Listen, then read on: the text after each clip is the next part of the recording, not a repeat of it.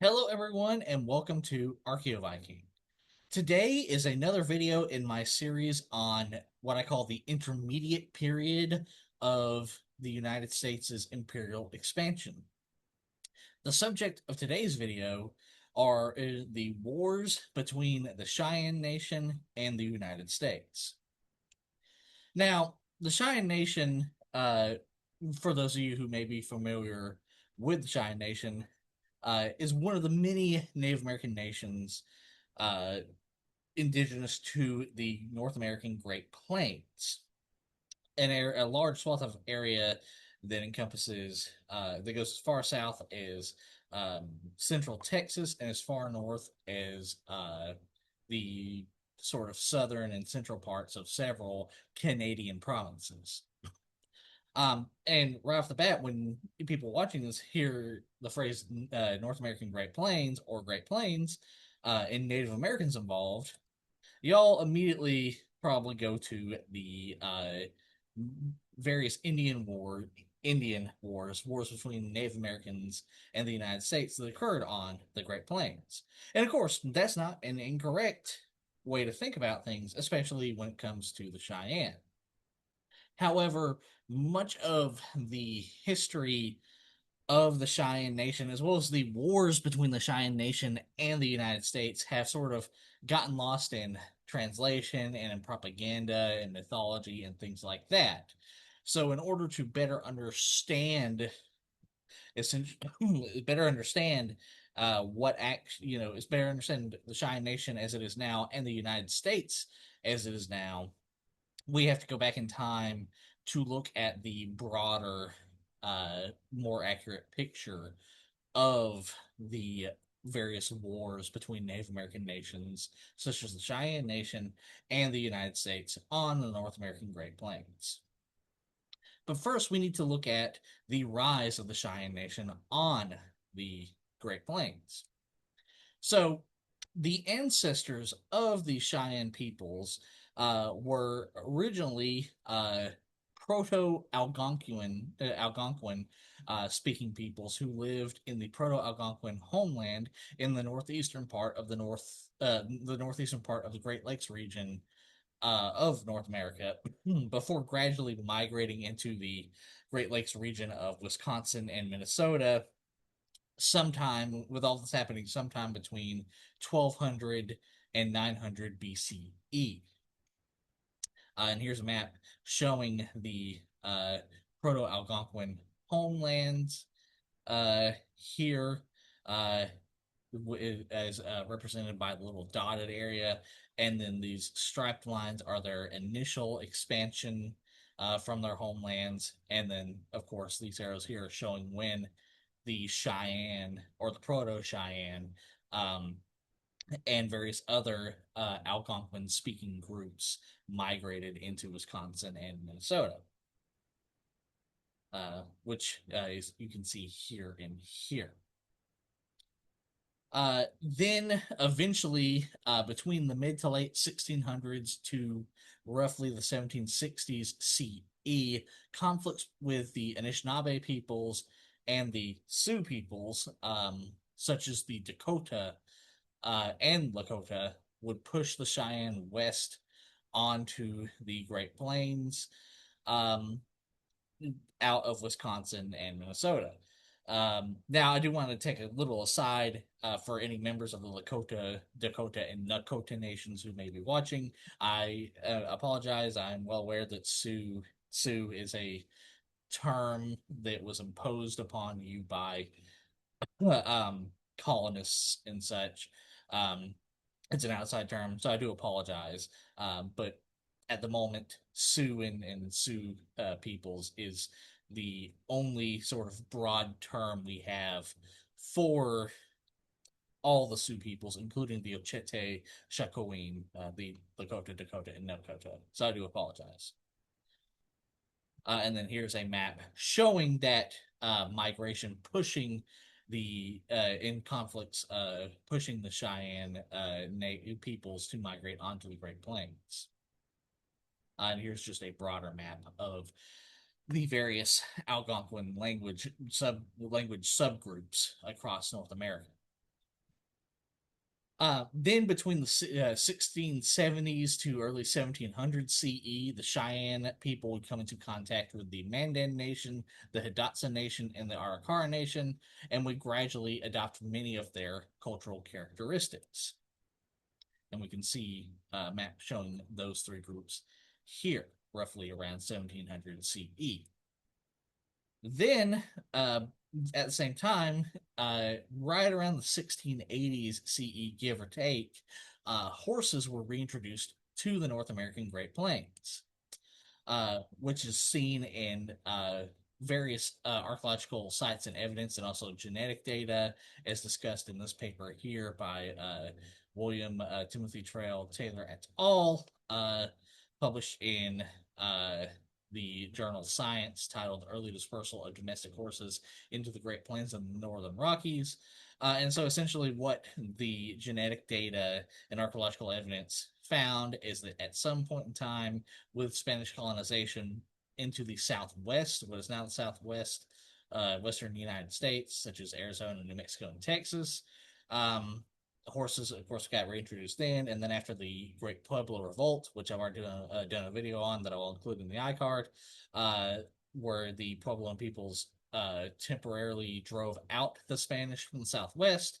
They let loose Spanish horse herds that then began to spread out through the Rockies and the Great Plains, and were eventually adopted and domesticated by the various Native American nations on the Great Plains.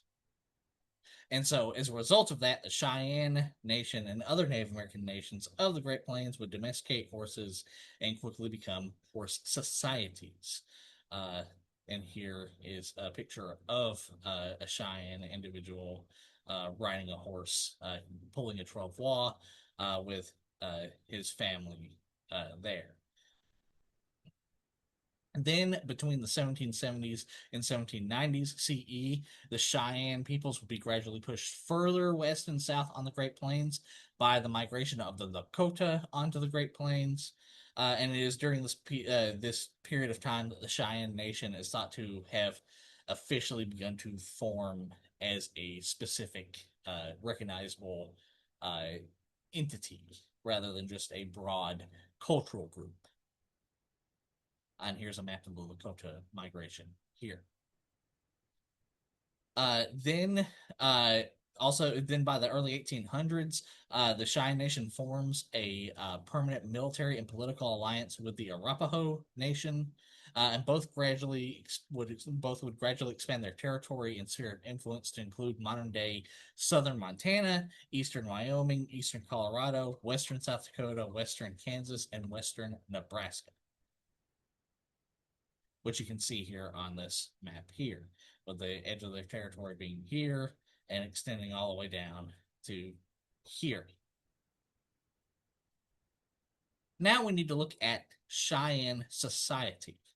So, for one thing, Cheyenne society was a society based on bilateral descent, meaning it's a system of family lineage in which relatives on the mother side and father side are equally important for emotional ties or for the transfer of property and wealth. This is very different from, I don't want to say very different, but this is a little different from most of the Native American nations in North America, which were matrilineal descent societies where the lineage is traced from the mother. Inheritance was based on the mother's family, so was the transfer of wealth, etc. Family ties were stronger on the mother's side, etc. And also, of course, very different from European uh, societies, which were very patrilineal in descent, i.e., lineage traced from the father, wealth transferred from the father's family, connections to the father's family were stronger, etc. And within this, as a continuation of this, Cheyenne society was a bilateral society based around large cohorts of brothers and sisters who were considered as groups rather than individuals. In the system, mother and father can refer to both one's biological mother, father, as well as one's aunts and uncles. And in the event, parents die, before their children are fully grown. The brothers and sisters of the parents step forward as replacement parents. Now, all of that being said, in terms of marriage, Cheyenne society was and still is a matrilocal society. It's also still a bilateral society, but it was a matrilocal society and still is a matrilocal society where essentially when a young couple marries, they go live with the woman's family. Uh, Now, with that in mind, the Cheyenne Nation was divided between 10 principal bands, with each containing several extended families. With the Bunch being the smallest independent organization in the Cheyenne Nation, consisting of roughly 40 to 60 individuals. Uh, and then we have the family head, which was the head of a residence group who could decide where and when a band would move. Then we have the chiefs, who were individuals who were selected to be members of the Council of 44. And I want to take a second to, like, before I get to the Council of 44, to sort of elaborate on this. Um, it's important to point out, because of this, chief is a very specific term.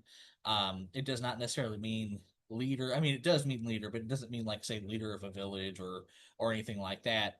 In this case, it refers specifically to being a member of the Council of 44.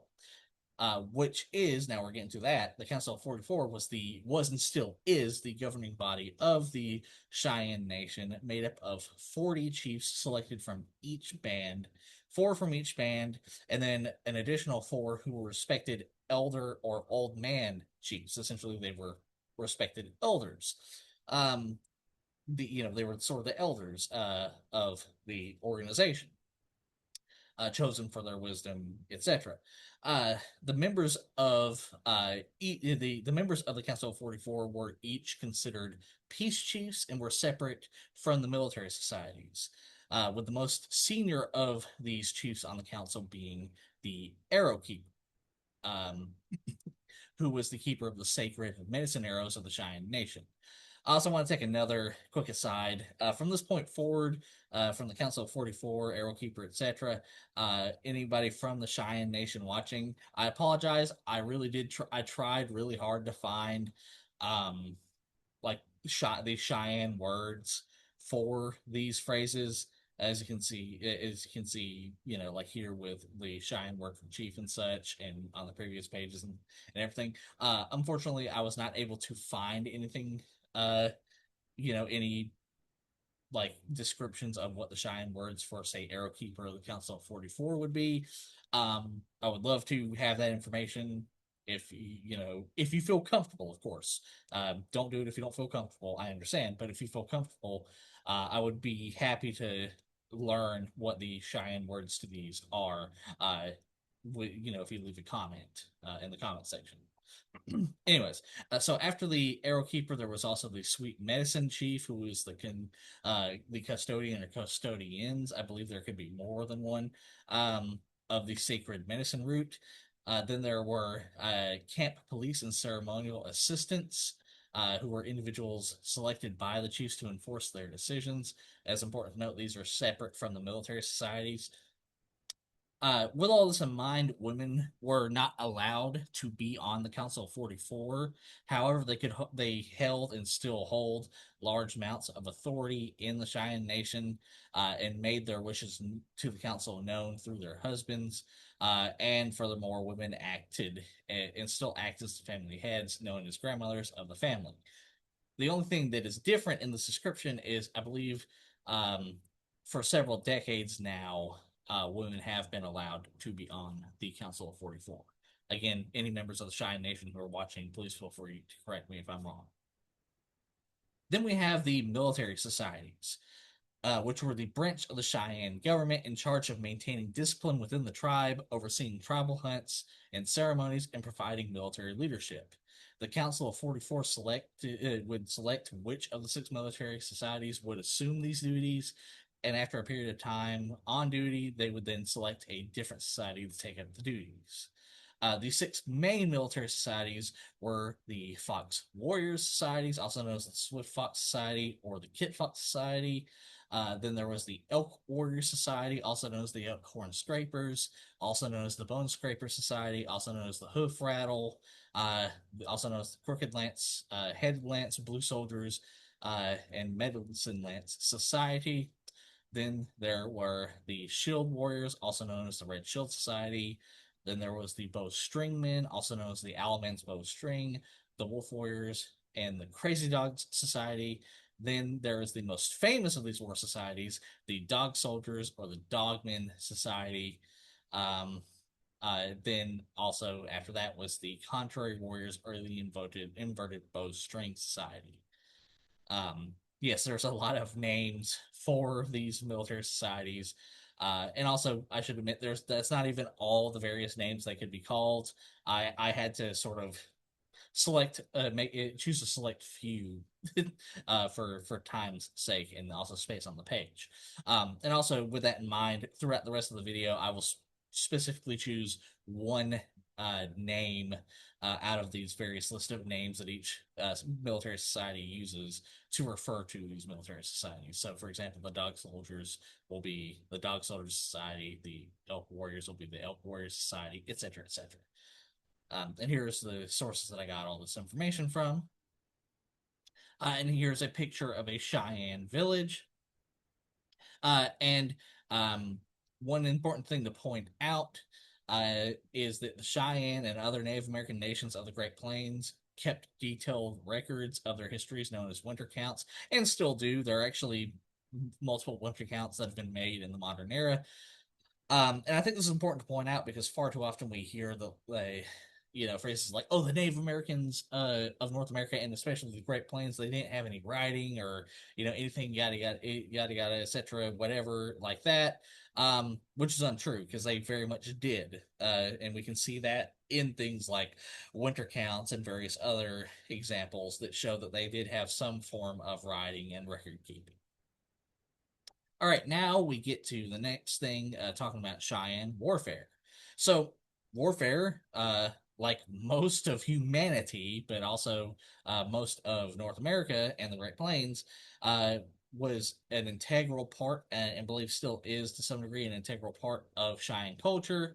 At a young age, boys learn skills important in warfare, such as horse riding, how to use bows and arrows, how to stalk wild game, how to both attack and how to both attack an enemy and repulse enemy attacks. Boys participated in tests of strength and skill, with games emphasizing the importance of teamwork, strategy, bravery in battle, and humility. And as they approached adulthood, Cheyenne boys were allowed to accompany adults on bison hunts and lead their first war parties. Warfare among the Cheyenne and the various Native American nations of the Great Plains took the form of raiding to acquire wealth and prestige, with the redistribution of raiding items to kin members as well as non-kin being the basis of political power and gaining supporters. Any man could organize a raid, but usually he had to have a reputation to gather a sufficient following. Raid leaders had absolute authority during the raid, and the raid spoils belonged to the raid leader, who would then divide the plunder to demonstrate his generosity and enhance his reputation. Men often took risks seeking glory and status. Horse stealing and revenge were common reasons for conducting a raid to take plunder, captives, and war trophies were also other common reasons. Women could go to war as well, and mothers of slain warriors, known as war mothers, were entitled to the same raid spoils and gifts from the men in the same military society as their son. Warfare was also conducted to acquire new territory and resources or to defend those assets against invasion. It is important to note this is not the same thing as conquest, like say the Roman Empire conquering something, or anything like that. This was like fighting over, say, hunting ground, or grazing ground for your horses.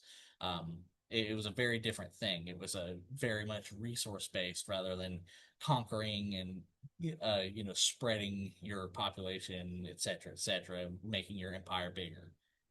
Um, Then, prior to conducting warfare, religious ceremonies such as the sun dance were conducted to ask the ancestors, spirits, and deities for strength, wisdom, guidance, victory, etc. in warfare.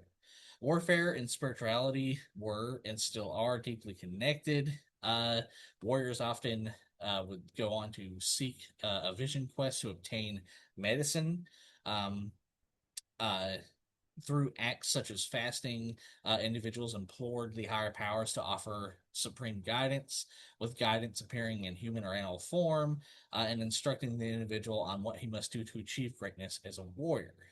Um, this is a warrior's medicine. Warriors depend on the strength of their medicine and will only chance war when they are assured that their power is stronger than that of their enemy's medicine. A warrior's medicine is contained in sacred objects, and was also contained in sacred objects such as medicine bundles and war bonnets. And I do want to take it aside again to say that the from now on, medicine will no longer have the quotations. Uh, the quotations were there just for a specific definition reason. Then the most important thing to point out about Great Plains warfare is the custom of counting coup. So, counting coup was a custom common to all Plains Native Americans in which the object was simply to touch an enemy in battle without hurting them. A special coup stick was often used, or was sometimes used for this purpose, although a war club, a lance, a bow, or even a hand itself would do. Whereupon an eagle feather would be awarded to the warrior for each coup. Uh, if after counting coup on an armed enemy, he managed to kill him, scalp him, etc., a warrior would receive 3 coup feathers, and capturing an enemy's possession, especially eagle feathers, would bring great honor. And here is the source that I got this information from. And here's just a sort of visual representation of what counting coup looks like and sort of the various stages that you can go through. And of course, this can vary to some degree between various, depending on Native American nation on the Great Plains. And here's another example, sort of visual representation of that sort of counting coup system. Now we need to take a look at the Cheyenne warriors themselves and the weapons they used. So Cheyenne warriors, depending on the military society, had a diverse set of um, uniform, if you will, clothing, garb, etc.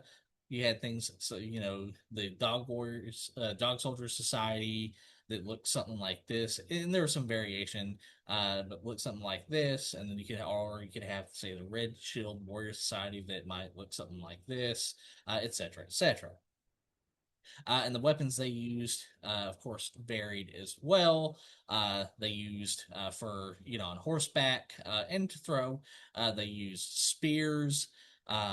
For close quarters combat, they used a variety of weapons, such as the gun stock war club, called that because it was roughly in the shape of the stock of a gun, and it could either be just a singular piece of wood that would be used like, say, a baseball bat, or as you can see here in this picture, it could have like an iron spike or knife, or multiple iron spikes or knives attached to it. And then within the same broad subgroup of weapons called war clubs, you had things like pipe tomahawks, seen here and here, which even within that uh, could vary in design, such as this one that looks sort of more like a spike, and this one that looks like a traditional tomahawk. Uh, and then also they would, many of them, not all of them, but many of them would have a knife of some sort on their side that would look something like this. And of course, they would also use the bow and arrow for long range combat. But after the contact with Europeans, uh, and the European nations, such as, say, the French Empire, Spanish Empire, British Empire, and the United States, they would also get a hold of guns such as the Springfield Model 1861 CE Colt Special Rifle Musket. And yes, I know gun fanatics and such. I know Just because 1861 refers to the year that the gun was designed, that doesn't mean that was the year when this specific gun was manufactured. It's just a model number based on the year it was produced. But that's exactly the point. It's a model number based on the year it was produced. So therefore, to keep up some sort of consistency with my dating system within uh, this presentation, the CE is going right after the 1861 because that is the year that it was made. Then we also have the Springfield Armory Model 1866 and 1867 CE U.S. Cadet trapdoor rifle. What that means is it was a breech loading rifle where you could open this little trapdoor and load a bullet in there, and that was a lot quicker than loading it from the muzzle. Then there was after that also the Model 1865 Spencer repeating rifle, which is in the name, and you could load it from back here at the stop. Then there was the Henry Model 1860 CE 44 caliber rifle, and one of the most famous of the firearms used on the Great Plains, the Winchester Model 1866 Yellow Boy. I called that for the bright sort of copper yellow metal parts of the rifle. And they would also multiple Cheyenne warriors and also Arapaho warriors and Lakota warriors, etc., would also make some use of Colt 1851 CE Navy revolvers and various other variations of that as well. In fact, one of the warriors that we'll talk about in this video, Roman Nose, is noted for his use of the Sharps repeating rifle, of the Spencer repeating rifle, and the Colt Navy revolver.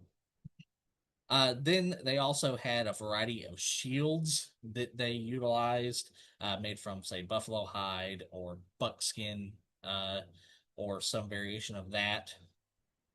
And of course, wood as well, which you can see here and here. And they had armor that looked something like this, made from bone beads and such, that were essentially breastplates, which you can see here and here. Now we need to look at Cheyenne subsistence. And unsurprisingly, the primary animal hunted by the Cheyenne peoples was the American bison, also known as buffalo. But on top of that, and of course on top of hunting smaller game like rabbits, deer, etc., the Cheyenne also harvested a variety of wild plants, including Indian turnip, seen here, choke cherries, and plums. All right, now this brings us to our next section: early contact and interactions with European empires. So, starting with the French Empire, which began to colonize the interior of North America between the 1600s and 1750s CE, as seen in this map here and this map here.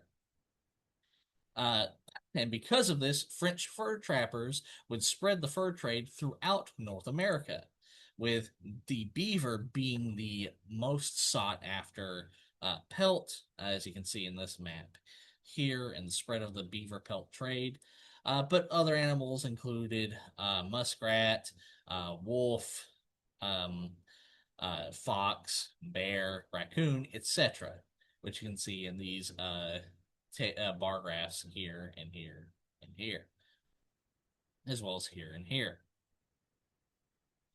And as a result of this fur trade, many Native American nations would trade furs in return for muskets. And then this would result in, with the acquisition of French trade guns, and Native Americans such as the Anishinaabe peoples and the Cree peoples being able to seize valuable hunting land from rival Native American nations. As a result, Native American nations such as the Cheyenne and the Lakota and Dakota, etc., were pushed further and further west onto the Great Plains sometime in the mid to late 1600s CE.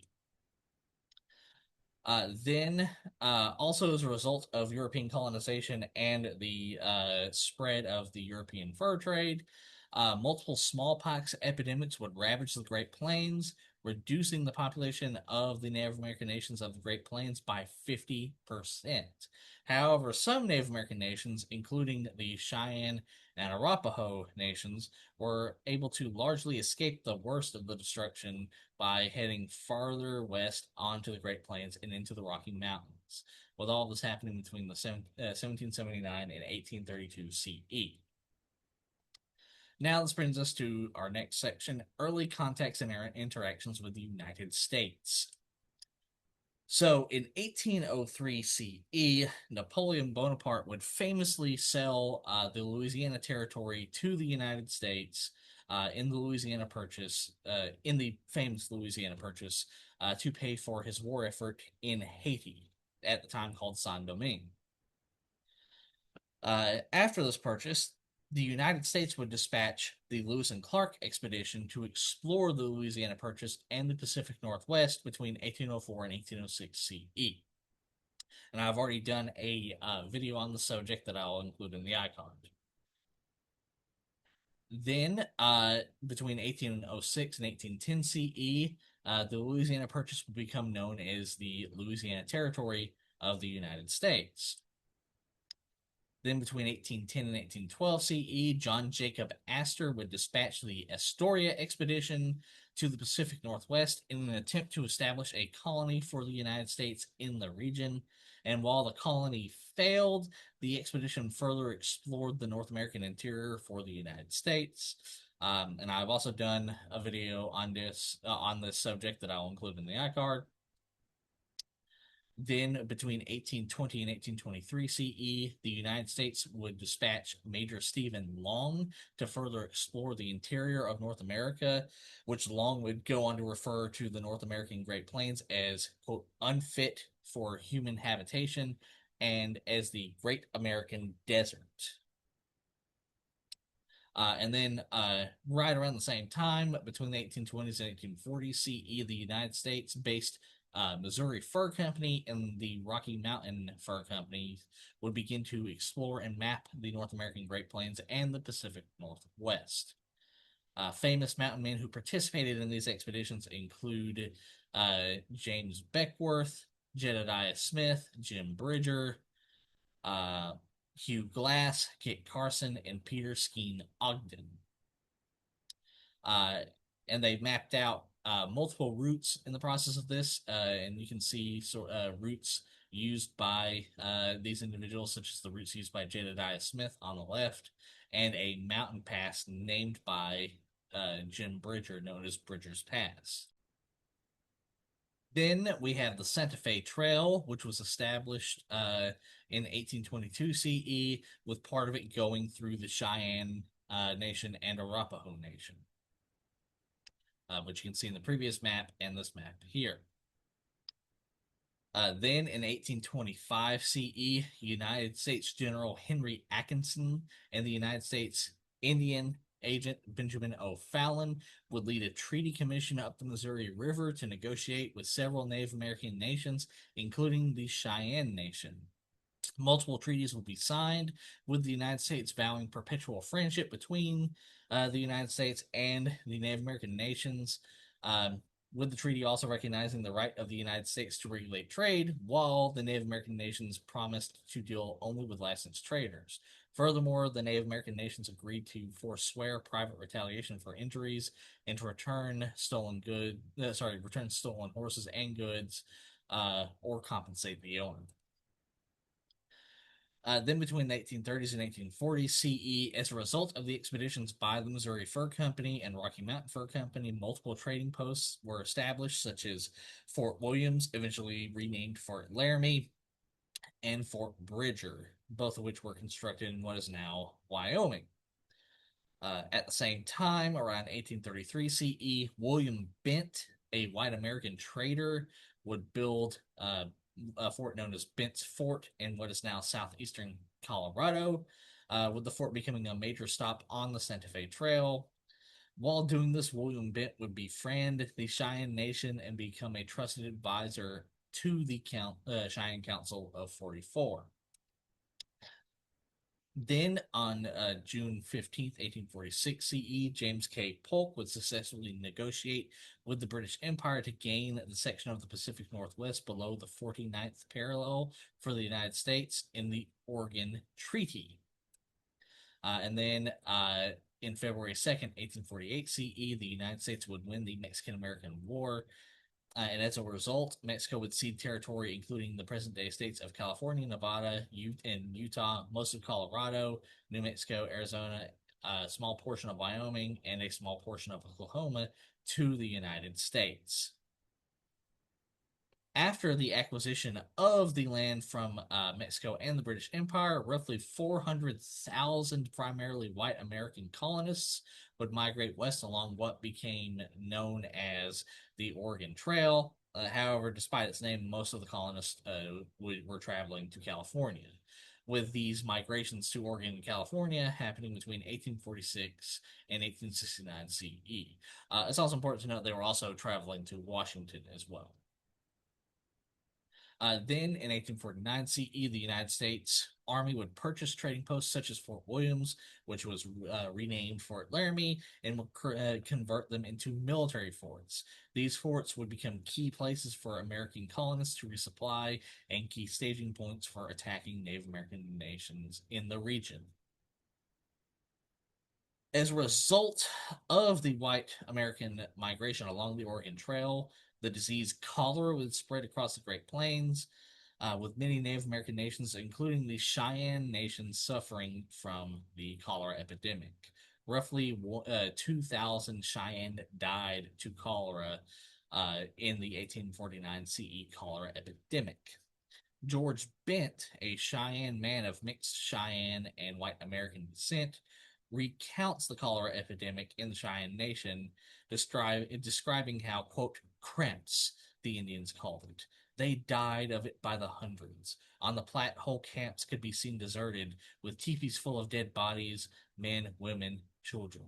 The Sioux and the Cheyennes, who were nearest to the road, were the hardest hit. Our tribe suffered very heavy loss. Half the tribe died. Some old people say. The people were soon to panic. The big camps broke up into little bands and family groups, and each party fled from the rest. So, as you can see from this short description, this was a horrific and terrifying time for the Cheyenne Nation. And this is the source that I got this information from, this quote from. And here's a map showing the cholera epidemic. It's believed to have started uh, either in New Orleans or I believe New York or both. Or sorry, Boston, I believe, or both, and then spread out like this across most of North America. Then on September 17th, 1851 CE, to protect white American colonists traveling through the Great Plains on the Oregon Trail, the United States would negotiate the first Treaty of Fort Laramie with the Lakota Nation, the Cheyenne Nation, the Arapaho Nation, the Crow Nation, the Assiniboine Nation, the Mandan Nation, the Hidatsa Nation, and the Arikara Nation. The treaty acknowledged the land that the land within the treaty boundary was subject to the laws of these nations, and affirmed that these nations had exclusive rights to land, and promised to prevent unauthorized settlement of white Americans in the region, and promised an annual annuity of $50,000 for 50 years. In return, the Native American nations promised to protect white American colonists traveling along the Oregon Trail, and promised to allow both roads and forts to be built within the treaty boundary. And here's a map of the 1851 Treaty of Fort Laramie. And here's the Cheyenne country there, Arikara country there, etc., etc. Now we need to go to the next section, which is going to be a slight detour, but it is a very pertinent detour because this section is going to look at the rise of three individuals who were very impactful in this time, that were very influential during this time period among the Cheyenne Nation. That is Black Kettle, Roman Nose, and George Bent. Starting with Black Kettle. So Black Kettle was born sometime between 1801 and 1812 CE. Nobody's really sure of the date, but sometime between this period. He was born in the Cheyenne Nation to the Sutayo branch of the Cheyenne Nation. I apologize if I butchered that to any members of the Cheyenne Nation watching. At a young age, Black Kettle excelled in the tests of skill and strength that typified the education of Cheyenne boys, such as archery, wrestling, and hunting. Um, and it also impressed upon him and other boys the importance of humility and the importance of following commands in battle. And this happened sometime between 1801 and or 1812 and the 1830s CE.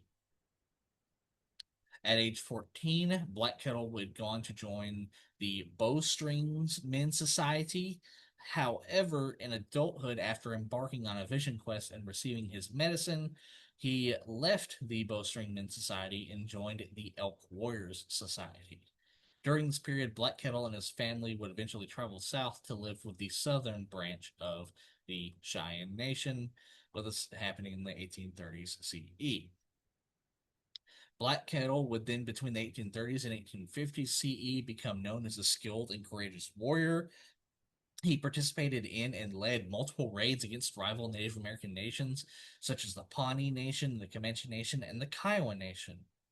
He was given multiple honors, such as the honor of carrying the sacred medicine arrows of the Cheyenne Nation in one specific raid.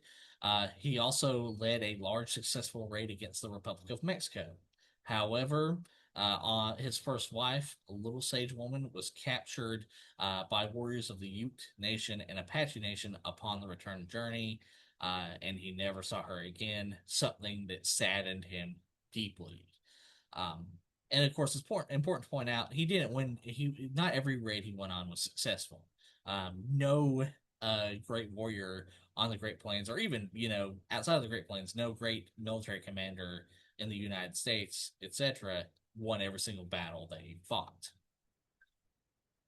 Then in 1840 CE, the Cheyenne Nation and Arapaho Nation would negotiate a peace treaty with the Comanche Nation and Kiowa Nation.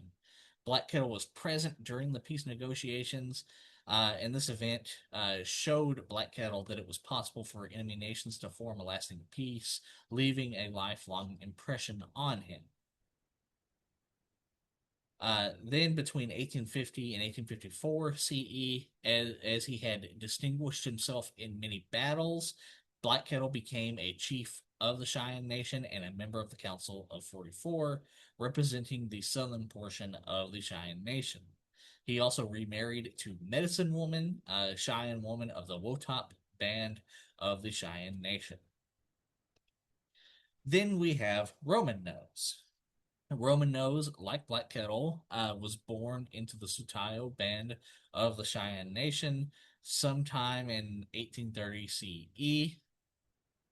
And at an early age, like Black Kettle, he became known as a skilled and courageous warrior.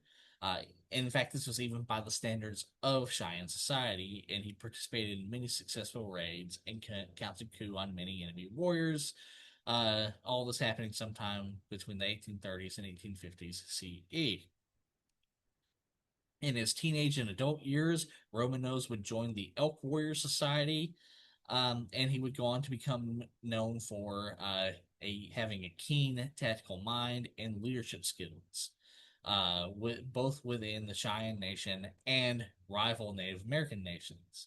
In fact, he was often regarded as the de facto leader of war bands due to his leadership skills. And this was all in the 1850s CE. Despite distinguishing himself in many battles and being known for his leadership skills, Roman Nose refused every offer to become an official chief of the Council of 44 and every offer to become a headman of one of the military societies. Then in 1860 CE, after embarking on a vision quest, Roman Nose received his medicine in the form of a war bonnet made from bison hide, with a single bison horn in the center and decorated with the feathers of eagles and hawks, as well as the skins of a barn swallow, a bat, and a kingfisher. The latter three being chosen because they were known for being nearly impossible to hit with arrows and bullets. Roman Nose was then told as long as he followed strict guidelines, he would be invulnerable in combat. With the guidelines being never shake hands with anyone, doing so would eventually result in death. When entering battle, imitate the call of a kingfisher, and never eat food taken from a dish by a metal implement. Doing so would eventually result in death. And here is the source that I got this information from. Then there is George Bent. George Bent was born in 1843 CE to Owl Woman, a Cheyenne woman and daughter of White Thunder, at the time, the current arrow keeper of the Cheyenne Nation, and William Wells Bent, the white American owner of Bent's Fort. George Bent and his siblings would spend their early childhood living with their mother in the Cheyenne Nation. He and his siblings were given a traditional Cheyenne education and learned to speak both Cheyenne and English. And George Bent and his siblings would forever consider the Cheyenne their culture and the Cheyenne Nation their homeland, not the United States or white American culture. However, tragedy would strike when Owl Woman died in 1847 as a result of complications from the birth of her youngest child, with all this happening between 1843 and 1847 CE. Then in 1853 CE, at 10 years old, George Bent was sent to Westport boarding school in St. Louis by his father, as his father believed he should receive a white American education. Then in May 10th, 1861 CE, upon the outbreak of the American Civil War, United States soldiers marched Confederate prisoners through the streets of St. Louis when shots were fired, the exact cause of which is still highly debated. The United States soldiers began firing into the crowd, killing many, and understandably, the citizens of the city were outraged. And this event would go on to become known as the Camp Jackson Affair. While in college, George Bent and most of his fellow students witnessed the Camp Jackson Affair, and outraged at the United States soldiers, Bent and his friends joined the Confederate allied Missouri State Guard. Bent would fight in multiple battles in the Civil War, American Civil War, including the Battle of Pea Ridge, which happened between March 7th and 8th, 1862 CE, and the Siege of Corinth, which occurred between April 29th and May 30th, 1862 CE. Then, in the summer of 1862 CE, Bent would be captured and taken to Gratiot military prison in the United States occupied St. Louis before being freed by Robert Campbell, a friend of his father. Whereupon his release, Bent would flee the United States and find refuge in the Cheyenne Nation and would eventually join the Dog Soldiers Society sometime between the summer of 1862 CE and 1864 CE. Now this brings us to our next section, the prelude to the Colorado War, the first major war between the United States and the Cheyenne Nation. Despite the stipulations of the First Treaty of Fort Laramie, the United States, unsurprisingly, did not prevent unauthorized settlement of white Americans within treaty lands. As a result, white Americans began to colonize the region between 1851 and 1854 CE. Then, in 1857 CE, Cheyenne war parties would attack three groups of white American colonists. In response, United States Colonel Edwin Vos Sumner and United States Major John Sedgwick would be dispatched with the 1st United States Cavalry to retaliate against the Cheyenne Nation. The cavalry was eventually surrounded by Cheyenne warriors near the Solomon River. After the United States Cavalry charged at the warriors would then retreat and quickly escape, with the cavalry attempting to give chase but failing to catch the warriors due to the exhaustion of their horses. This would be the first official battle between the Cheyenne Nation and the United States. And here's a map of the Sumner and Sedgwick expedition here. Then, between 1858 and 1861 CE, gold would be discovered in Colorado, at the time part of the Kansas Territory. The Cheyenne Nation, and as well as the Cheyenne Nation and Arapaho Nation. Upon hearing of the discovery, thousands of white American colonists migrated to Cheyenne and Arapaho land to mine for gold. Much of the land promised to the Cheyenne and Arapaho in the 1851 CE Treaty of Fort Laramie was taken by white American colonists, with this event becoming known as the Pikes Peak Gold Rush. Due to his relationship with the Cheyenne Nation, the United States would go on to appoint William Bent as the Indian agent of the Upper Arkansas Indian Agency, with Bent's Fort as the headquarters of the agency. For the most part, peace would remain between the Cheyenne Nation, Arapaho Nation, and the white American colonists. However, violent attacks by white American colonists did occur. In one instance, a group of white American men was able to sneak into a camp of Cheyenne, Arapaho, and Apache visiting Denver to trade bison hides. The white American men would go on to rape and beat the women in the camp, both young and old, and steal several mules. All this happening in April of 1860 CE. This event actually went on to outrage the famous African American mountain man Jim Beckwourth, who vented his anger at the atrocity in the newspaper, the Rocky Mountain News. In this newspaper, Beckwourth states that, quote, "The Indians are as keenly sensible to acts of injustice as they are tenacious of revenge, and it is more humiliating to them to be recipients of such treatment upon their own lands, which they have been deprived of their game, driven off, and they made to suffer by hunger. And when they pay us a visit, abused more than dogs. All of our Indian troubles are produced by imprudent acts of unprincipled white men." And here is the source that I got this quote from. But you can understand reading this quote Jim Beckwourth's outrage and why he was outraged. Then on February 18th, 1861 CE, believing United States military power and the number of white American colonists was overwhelming and unable to be resisted, 6 Cheyenne chiefs, including Black Kettle, and 6 Southern Arapaho chiefs, agreed to, 6 Southern Cheyenne chiefs, including Black Kettle, and 6 Southern Arapaho chiefs, would agree to sign the Treaty of Fort Wise with the United States, with the treaty ceding 90% of the land designated to the Cheyenne Nation and Arapaho Nation in the 1851 CE Treaty of Fort Laramie. William Bent would then resign the position of Indian agent in February of 1861 CE.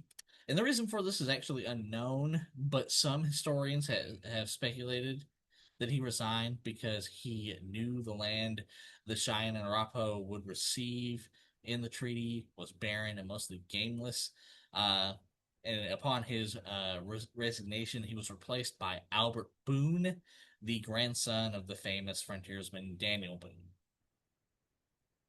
Many Cheyenne, unsurprisingly, including the Dog Soldier Society, disavowed and refused to follow the treaty. They continued to live and hunt in the bison-rich lands of eastern Colorado and western Kansas, and became increasingly belligerent over the tide of white American colonists across their land, with this all happening between 1861 and 1864 CE.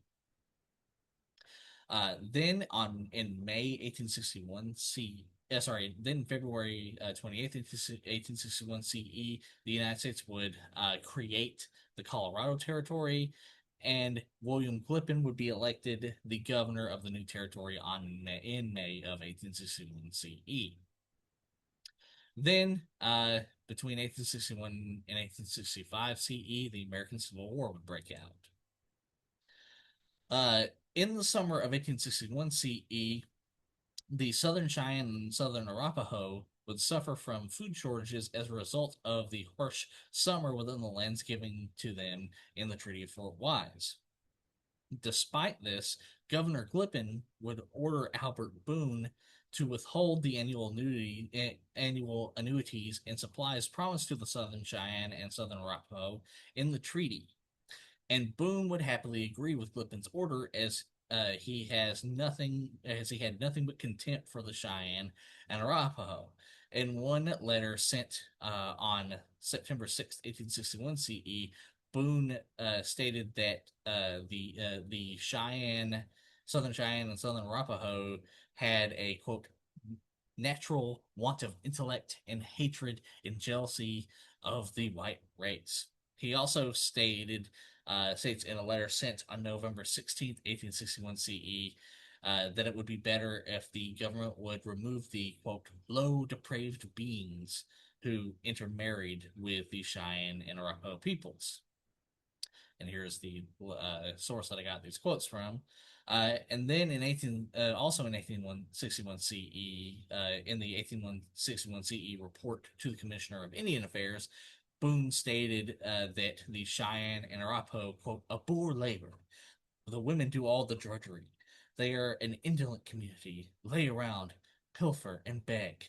Great lovers of whiskey, sugar, and think it very strange that I have not allowed it to be brought and traded for such commodities as they have to sell, often offering a good pony or mule for one bottle. They are very licentious. They worship the sun, earth, and smoke and swear by the pipe.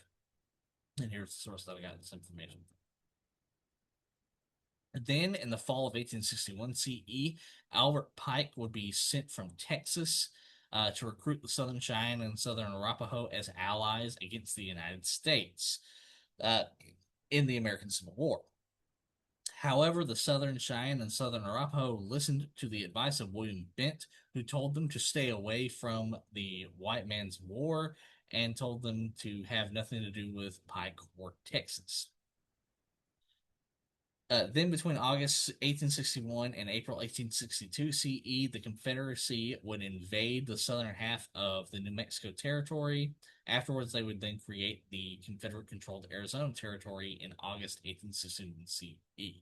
As a result, much of the United States Army stationed in the Colorado Territory was focused on fighting the Confederacy in the new Confederate-controlled territory.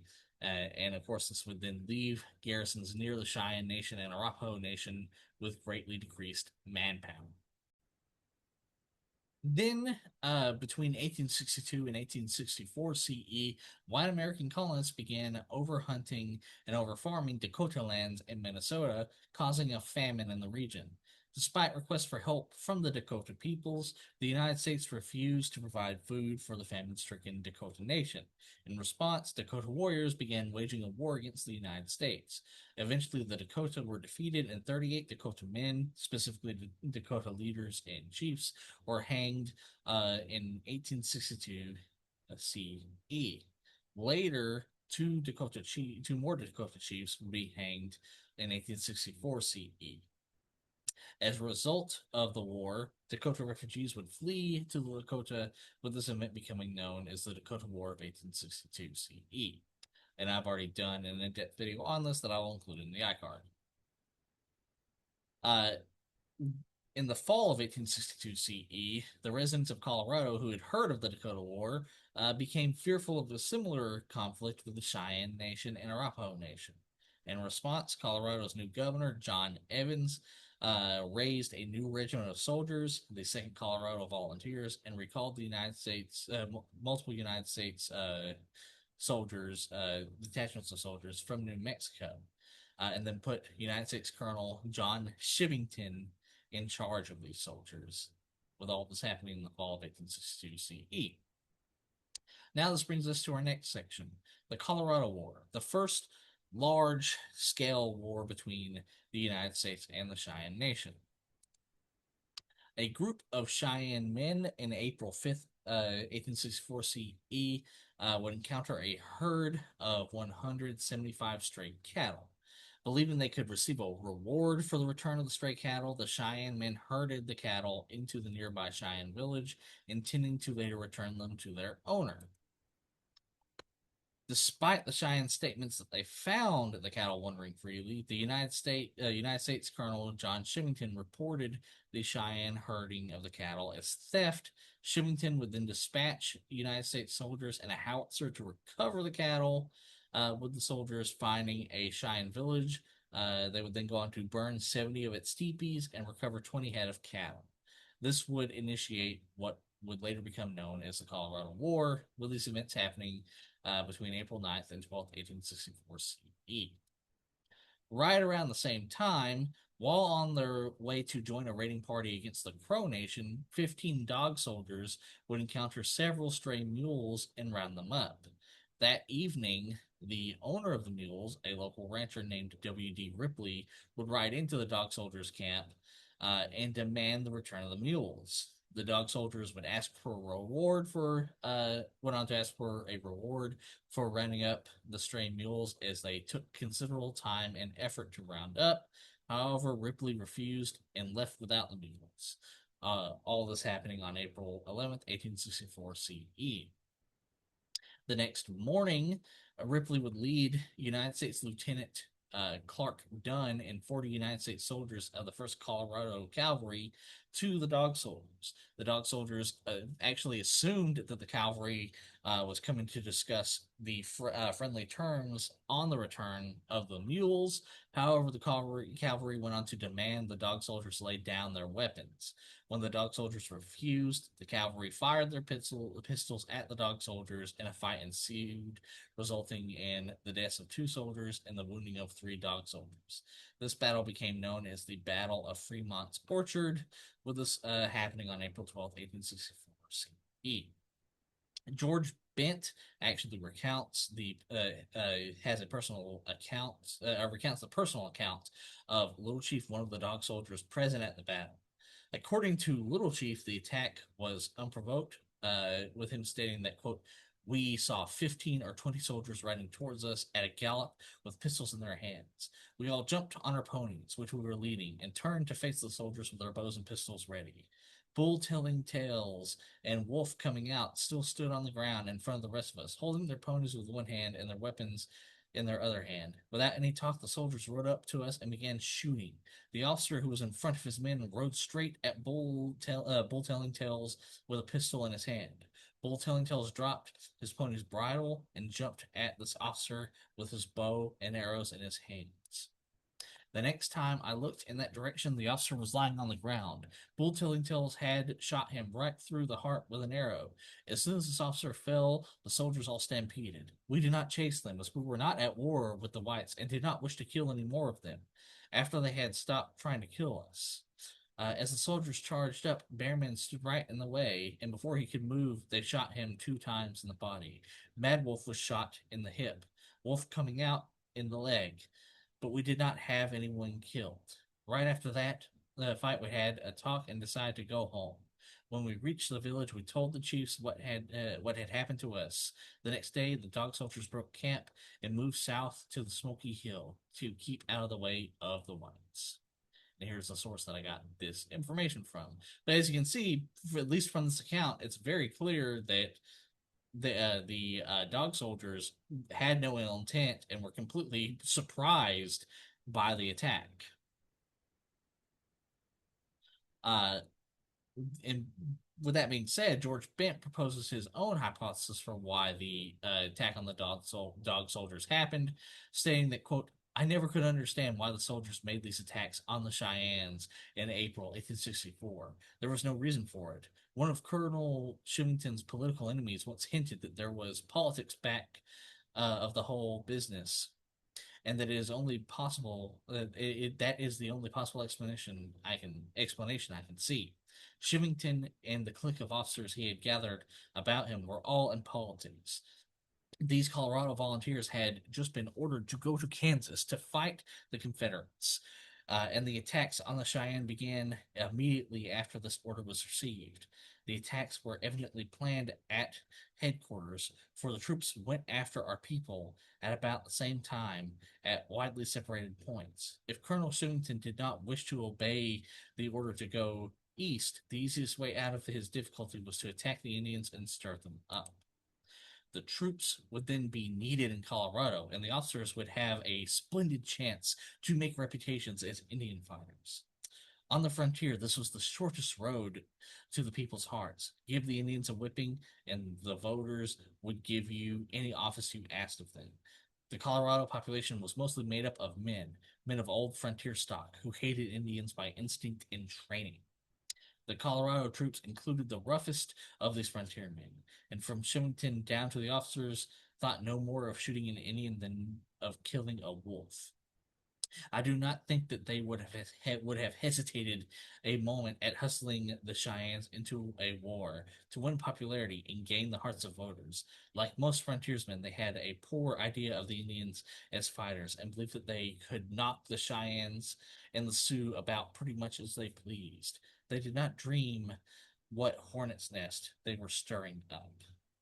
And here is the source that I got this from, quotation from. But um, you can see sort of where George Bent was going with this, and it's not that far out of the side of outside the realm of reality. And here is a map of those initial uh, conflicts that occurred. As a result of the outbreak of this war, the Cheyenne Nation and its ally, the Arapaho Nation, would form an alliance with the Lakota Nation against the United States. Which now brings us to our next section that we need to go over: the United States soldiers and weapons. The what soldiers look like and the weapons they used between the 1840s and 1860s CE. So initially, United States warfare consisted of infantry units that attacked enemy forces using line battle formations and cavalry used for small-scale skirmishes and scouting. However, as the United States gradually expanded into the Great Plains and the Great Basins region, the United States cavalry would then also gradually transition into a mobile strike force used for paramilitary campaigns against against Native American nations. And you can see that in the sort of previous iteration of that, the scouting formations and skirmishing formations here, and the mobile paramilitary versions of the United States cavalry here and here. Uh, and the weapons they used, of course, varied and evolved over time as well. You had the 1842 CE model percussion pistol, as well as the Colt model 1847 CE revolver. That you had the Springfield model 1861 CE Colt Special rifled musket, the Springfield Armory model 1866 and 1867 CE U.S. Cadet trapdoor rifle, the model 1865 CE Spencer repeating rifle, the Henry model 1860 CE 44 caliber rifle, the Winchester model 1866 CE Yellow Boy. And then in terms of close quarters combat, they initially used the model 1832 CE foot artillery sword, as well as some soldiers had Bowie knives. Not all, but some.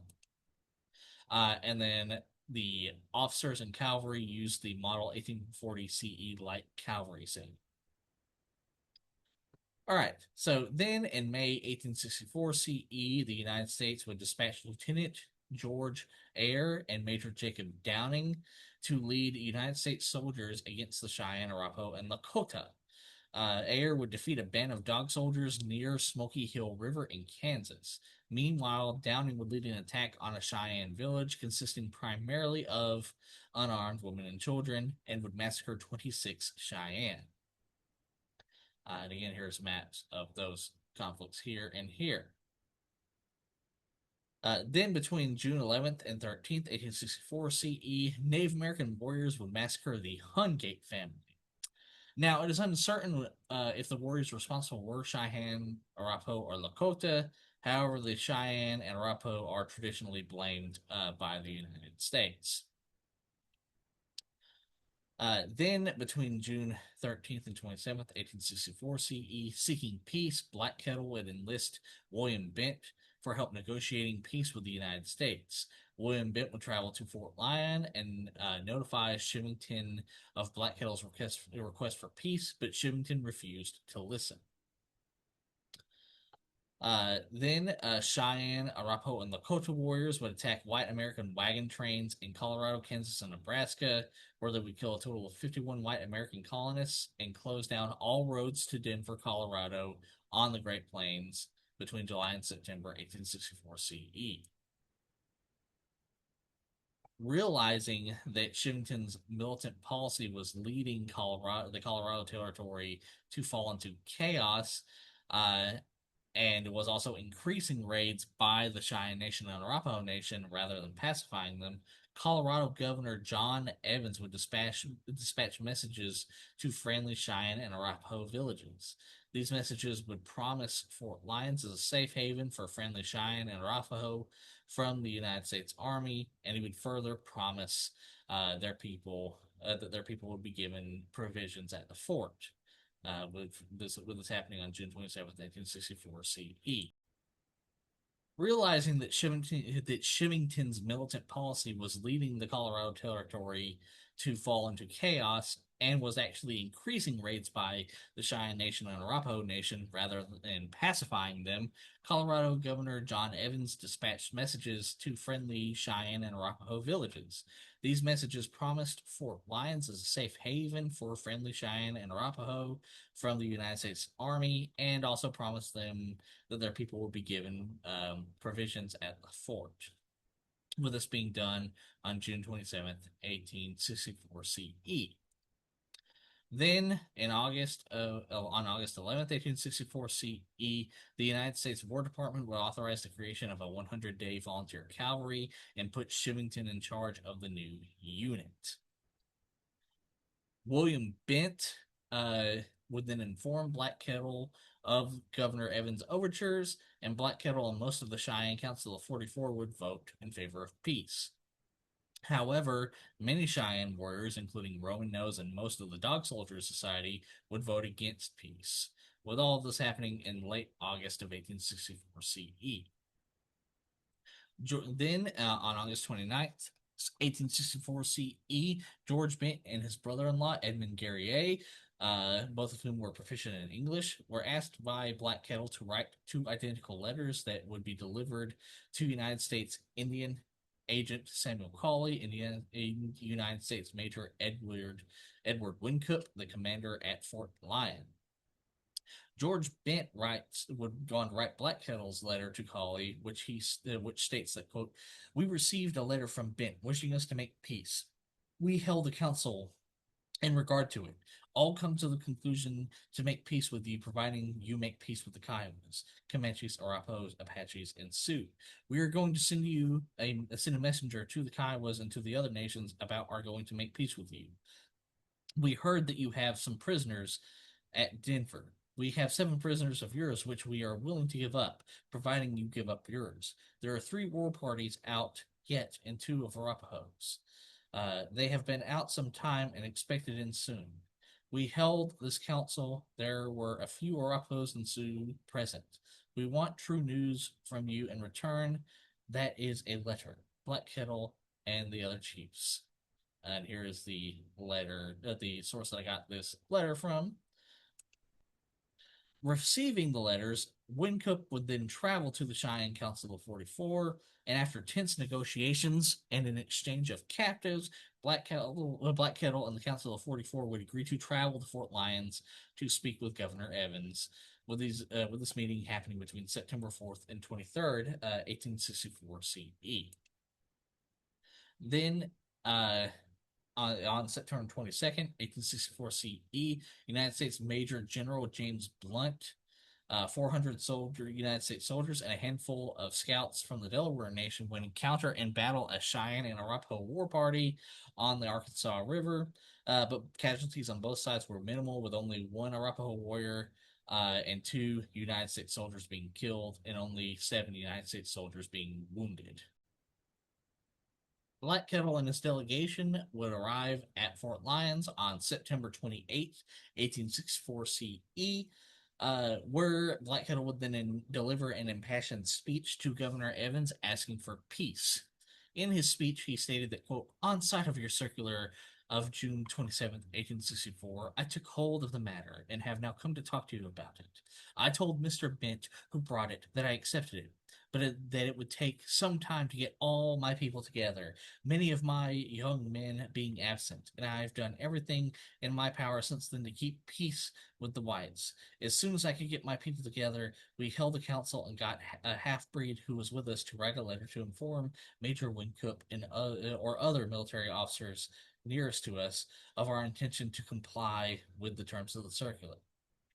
Major Wynkoop was kind enough to receive the letter and visit us in camp, to whom we delivered 4 white prisoners, uh, one other, Miss Snyder, having killed herself. There are 2 women and one child yet in our camp, whom we will deliver as soon as we get them in. We have come with our eyes shut, following his handful of men like coming through fire. All we ask is that we may have peace with the whites. We want to hold you by the hand. You are our father. We have been traveling through a cloud. The sky has been dark ever since the war began. Those braves who are with me are all willing to do what I say. We want to take good tidings home to our people, that they may sleep in peace. I want you to give all the chiefs of the soldiers here to understand that we are for peace and that we have made peace, that we may not be mistaken by them for enemies. I have not come here with a little wolf's bark, but we have come to talk plain with you. We must live near the buffalo or starve. When we came here, we came free, without any apprehension to see you. And we came when I go home and tell my people that I have taken your hand in the hands of all the chiefs here in Denver, they will feel well. So will all the different tribes of the Indians on the plains after we have eaten and drunk with them. And here is the source that I got this speech from. Despite Black Kettle's plea, Evans was not impressed with the speech, and then he went on to coldly reply to Black Kettle that, quote, I'm sorry you did not respond to my appeal at once. You have gone into an alliance with the Sioux, who were at war with us. You have done a great deal of damage, have stolen stock, and now have possession of it. How much a few individuals may have tried to keep the peace as a nation, you have gone to war. While we have been spending thousands of dollars in opening farms for you and making preparations to feed, protect, and make you comfortable, you have joined our enemies and gone to war. Your people went away and stoked the war pipe with our enemies.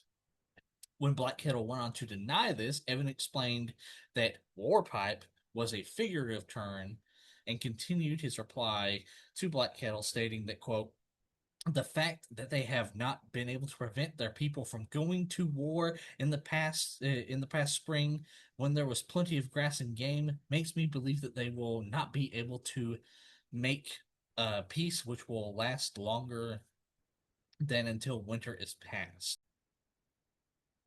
The time when you make war best is in the summertime. The time we can make war best is in the winter. You have so far have had the advantage. My time is coming fast. I have learned that you understand that as the whites are at war among themselves, you think you can now drive the whites from this country. But this reliance is false. The great father at Washington has men enough to drive all the Indians off the plains and with the rebels at the same time. Now the war with the whites is nearly through, and the great father will not know what to do with his soldiers except send them after the Indians on the plains. The very proposition to the friendly Indians has gone out. I shall be glad to have them all done in under it. I have no new proposition to make. Another reason that I am not in condition to make a treaty is that the war had begun, and the power to make a treaty of peace has passed from me to the great war chief. My advice to you is to turn on the side of the government and show by your acts that friendly disposition you profess to have. It is utterly out of the question for you to be at peace with us while living with our enemies and being on friendly terms with them. The only way you can show us this friendship is by making some arrangements with the soldiers to help them. And here's the source that I got that quote from. But as you can see, based on this quote, Evans had a large amount of contempt for the Cheyenne and Arapaho Nation. Evans would then conclude the meeting by telling Black Kettle that unless his band of Cheyenne and the bands of Arapaho associated with them surrendered to the United States Army, they would receive no help and would be considered enemy combatants. Black Kettle would agree and would leave to gather his band of Cheyenne and bands of Arapaho associated with them between October and November of 1864 CE. Uninterested in peace, United States Brigadier General Samuel Ryan Curtis relieved Wynkoop of command of Fort Lyon and replaced him with United States Major Scott Anthony on October 17th, 1864 CE. Then, between October and November 1864 CE, Black Kettle led roughly 750 Southern Cheyenne and Arapaho, including George Bent and his three sisters, to camp at Sand Creek near Fort Lyon. Anthony repeatedly met with Black Kettle and promised to bring supplies to his encampment, but in reality had no intention of fulfilling this promise and was simply lying to keep him at Sand Creek until he could gather enough soldiers to attack the encampment. As part of this plan, Shivington, with the help of United States Colonel George L. Shoup, was secretly gathering the 3rd Colorado Cavalry at Fort Weld in Denver, Colorado, and was making preparations to attack Black Kettle's camp at Sand Creek, with these preparations starting on November 14th, 1864 CE. Then, between November 23rd and 26th, 1864 CE, Governor Evans would depart for Washington, D.C. to petition for more soldiers to be sent to the Colorado Territory. Meanwhile, Wynkoop, realizing the danger Black Kettle faced, left for Fort Leavenworth, Kansas, to promote his peace policy to Brigadier General Curtis. Then, between November 23rd and 28th of 1864 CE, Shivington would then assume command of the 3rd Colorado Cavalry and would march to Fort Lyon. From there, he then planned to begin his march to Black Kettle's camp. The night before the attack on Black Kettle's village, multiple of Shivington's men, including United States Captain Silas Soule and United States Lieutenant Joseph Kramer, tried to persuade him to cancel the attack, with them arguing that attacking a peaceful camp would violate the pledge of safety provided to the Native Americans and would dishonor the uniform of the United States Army. Shivington and also Anthony would ignore their protests and would reaffirm his desire, and again, Anthony would also do this, reaffirm his desire as well to kill Native Americans. And again, all this was happening between November 23rd and 28th, 1864 CE. At daybreak, Shivington and the 3rd Colorado Cavalry would begin their march to Black Kettle's camp. Initially, Shivington enlisted mountain man and trapper Jim Beckworth to guide the 3rd Colorado Cavalry to Black Kettle's camp. However, Beckworth became incapacitated from the cold. Shivington would then replace him with Robert Bent, the brother of George Bent, whom he threatened to kill and eat if he did not lead the cavalry to Black Kettle's camp. This happening on the morning of November 29th, 1864 CE. Then, that same morning, Shivington and 3rd Colorado Cavalry would attack the village and massacre between 160 and 600 of the village's inhabitants, most of whom were women and children, with this event becoming known as the Sand Creek Massacre. George Bent recounts the events of the Sand Creek Massacre, stating that as the attack began, quote, the Indians all began running, but they did not seem to know what to do or where to run. The women and children were screaming and wailing, the men running to the lodges for their arms and shouting advice and directions to one another. I ran to my lodge and got my weapons, then rushed out to join a passing group of middle-aged Cheyenne men. They ran towards the west, away from the creek, making for the sandhills. There we made a stand, but the troops came up on the west side of the creek and opened a hot fire on us. Soon after a short time, we broke and ran back toward the creek, jumping into the dry bed of the stream above the camps. Hardly We hardly had we reached the shelter under the high bank of the creek when a company of cavalry rode up on the opposite bank and opened fire on us. We ran up the creek with the cavalry following us, one company on each bank, keeping right after us and firing all the time. Many of the people had preceded us up the creek, and the dry bed of the stream was now a terrible sight. Men, women, and children lying thickly scattered on the sand, some dead, and the rest too badly wounded to move. We ran about 2 miles up the creek, I think, and then came to a place where the banks were very high and steep. Here, a large body of Indians stopped under the shelter of the banks, and the older men and the women had dug holes or pits under the banks, in which the people were now hiding. Just as our party reached this point, I was struck in the hip by a bullet and knocked down, but I managed to tumble into one of the holes and lay there among the warriors, women, and children. Here the troops kept us besieged until darkness came. They had us surrounded and were firing in on us from both banks and from the bed of the creek above and below us, but we were pretty well sheltered in our holes. Although the fire was very heavy, few of us were hit. Here's the source that I got this from. But as you can see from this description, this was an absolutely horrific and terrifying event. Robert Bent also describes the events of the massacre, stating that, quote, some 30 or 40 squaws and children collected in a hole for protection. They sent out a little girl about 6 years old with a white flag on a stick. She had not proceeded but a few steps when she was shot and killed. I saw a little girl who had been hid in the sand. Two soldiers drew their pistols and shot her, and then pulled her out of the sand by the arm. I saw quite a number of infants in the arms killed with their mothers. And here's the source that I got this from. But again, you can see this is an absolutely horrific event. Then between November 29th and 30th, 1864 CE, Black Kettle and the survivors, including his wife, Medicine Woman, and George Bent, were able to barely escape the massacre, where they would eventually go on to find refuge with a camp of dog soldiers. And in addition to this, the massacre would disrupt the Cheyenne Nation's traditional power structure, as 8 of the chiefs of the Council of 44 had been killed in the massacre. Now, this brings us to our next section, reaction to the Sand Creek Massacre. Well, for one thing, the massacre horrified and outraged multiple individuals involved in the battle, including Jim Beckworth and Captain Silas Soule. We can see this in accounts from these soldiers, such as a letter sent by Captain Silas Soule to Major Edwin Wynkoop regarding the battle, with this being sent on December 14th, 1864 CE.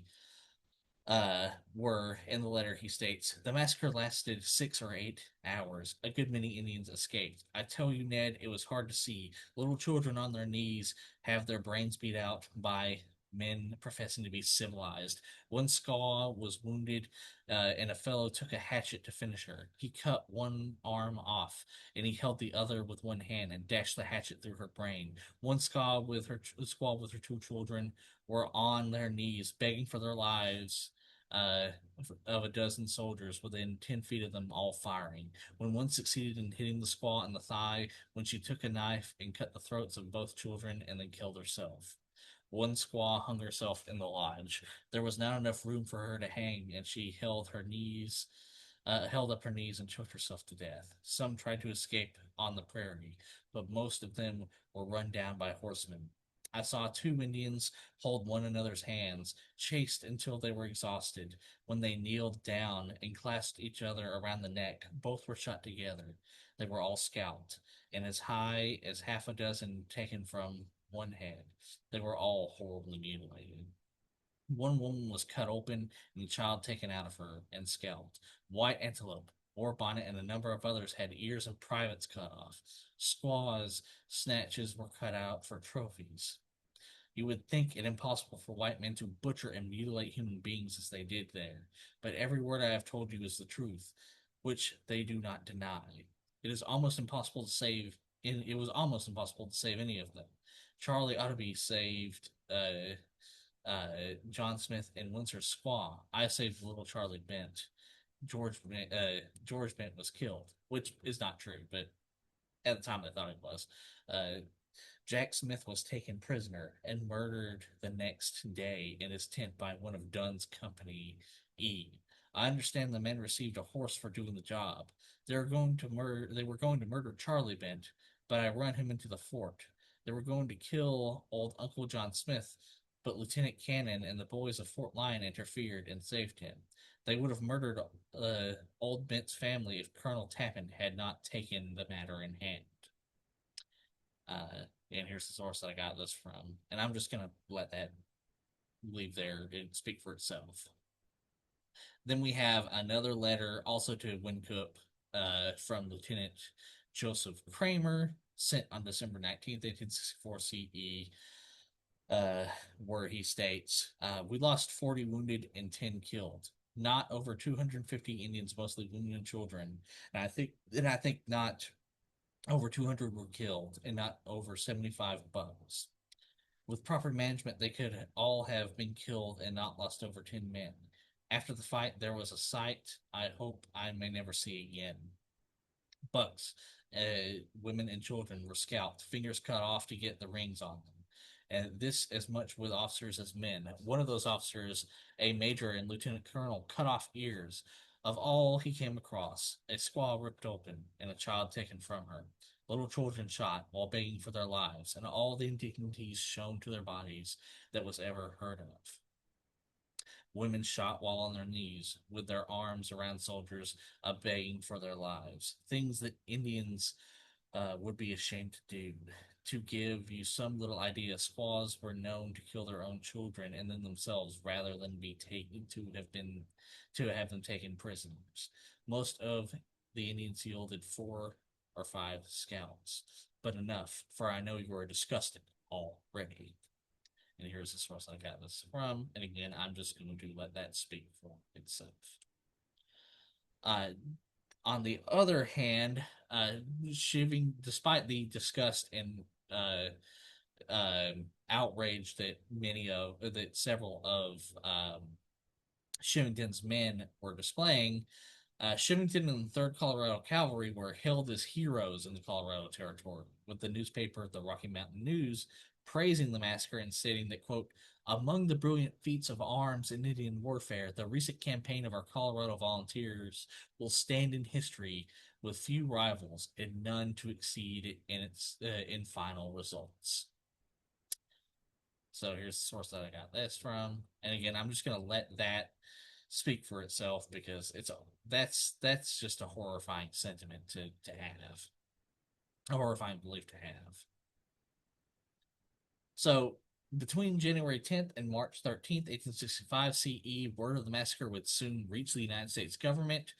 Upon this, Edward Wynkoop would be reinstated as the commander of Fort Lyon, and a congressional investigation of the massacre would be ordered. Then, starting on March 13th, 1865 CE through May 30th, 1865 CE, the House of Representatives would conduct congressional hearings on the conduct of Shivington and the 3rd Colorado Cavalry in the massacre. However, these were solely fact find. This was solely a fact finding mission, and no real consequences would occur for the 3rd Colorado Cavalry or Shivington as a result of these hearings. Witnesses were called to testify before Congress, with the first being Captain Silas Soule. And here's some excerpts of his testimony. And real quick, this question answer format that you see here is copied directly from the primary document, the actual court hearing documents and transcripts. So with that in mind, I kept that format.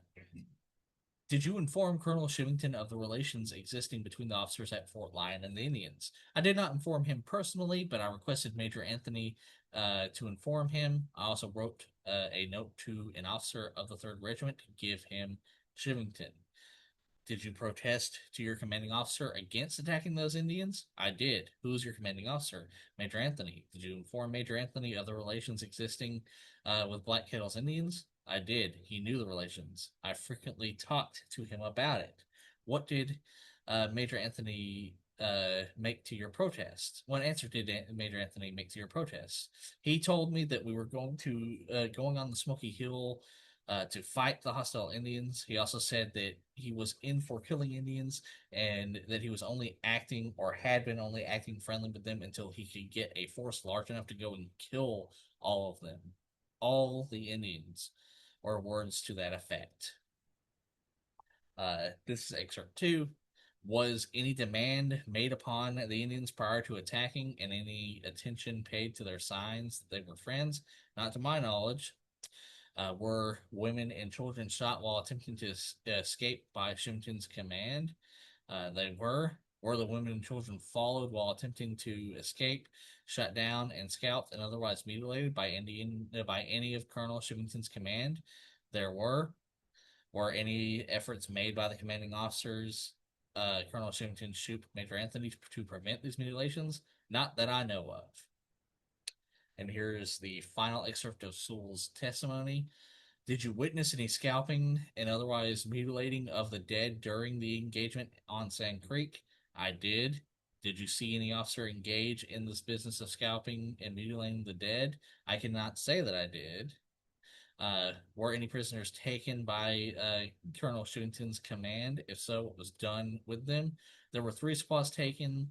The son of Colonel Bent, John Smith's son, and two children with squaws. Smith's son was killed in camp. I took Bent's son with me, sent him to Fort Lyon. The squaws went to Fort Lyon at the time the command went back from Sand Creek. There were two other prisoners besides those two children. They were kept by the 3rd Regiment. They are now in the mountains. Are you acquainted with the circumstances of Jack Smith's death? Not of my own knowledge. Uh, on your on your second visit to Sand Creek, did you find the dead had been scalped and otherwise mutilated? I did. All of them, men, women, and children, all with the exception of Jack Smith, old man Smith's son, and one squaw that was burnt in the lodge. I could not tell whether she was scalped or not. And here's the source that I got this from. And again, I'm just going to leave that there and let it speak for itself. It's horrific. Other witnesses called included John S. Smith, and this is an excerpt of his testimony.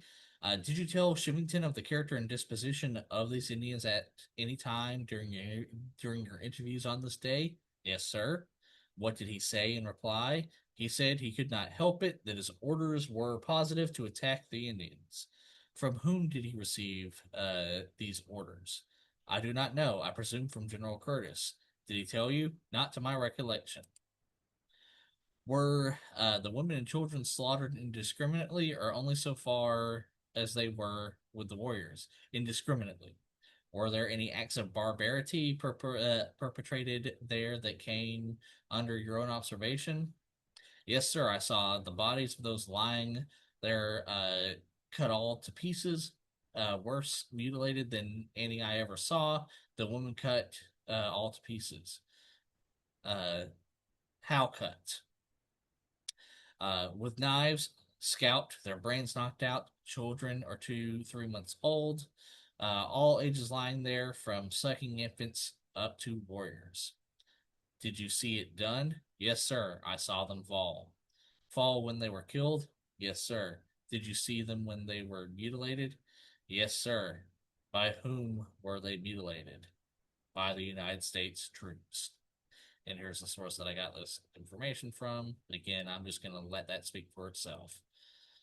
And then also James Beckworth, or Jim Beckworth, was called. And here's the excerpt from his testimony. Were any Indians killed? If so, state how many. It is impossible for me to say how many were killed. A great many were killed, but I cannot guess within 100 how many were killed. Were those Indians killed on Sand Creek warriors? They were all sexes, warriors, women, children, and all ages from 1 week old up to 80 years. What proportion of these of those killed were women and children? About 2/3, as near as I saw. Were any of the Indians killed at Sand Creek scalped and otherwise mutilated? They were scalped. That I know of. White Antelope was the only one I saw that was otherwise mutilated.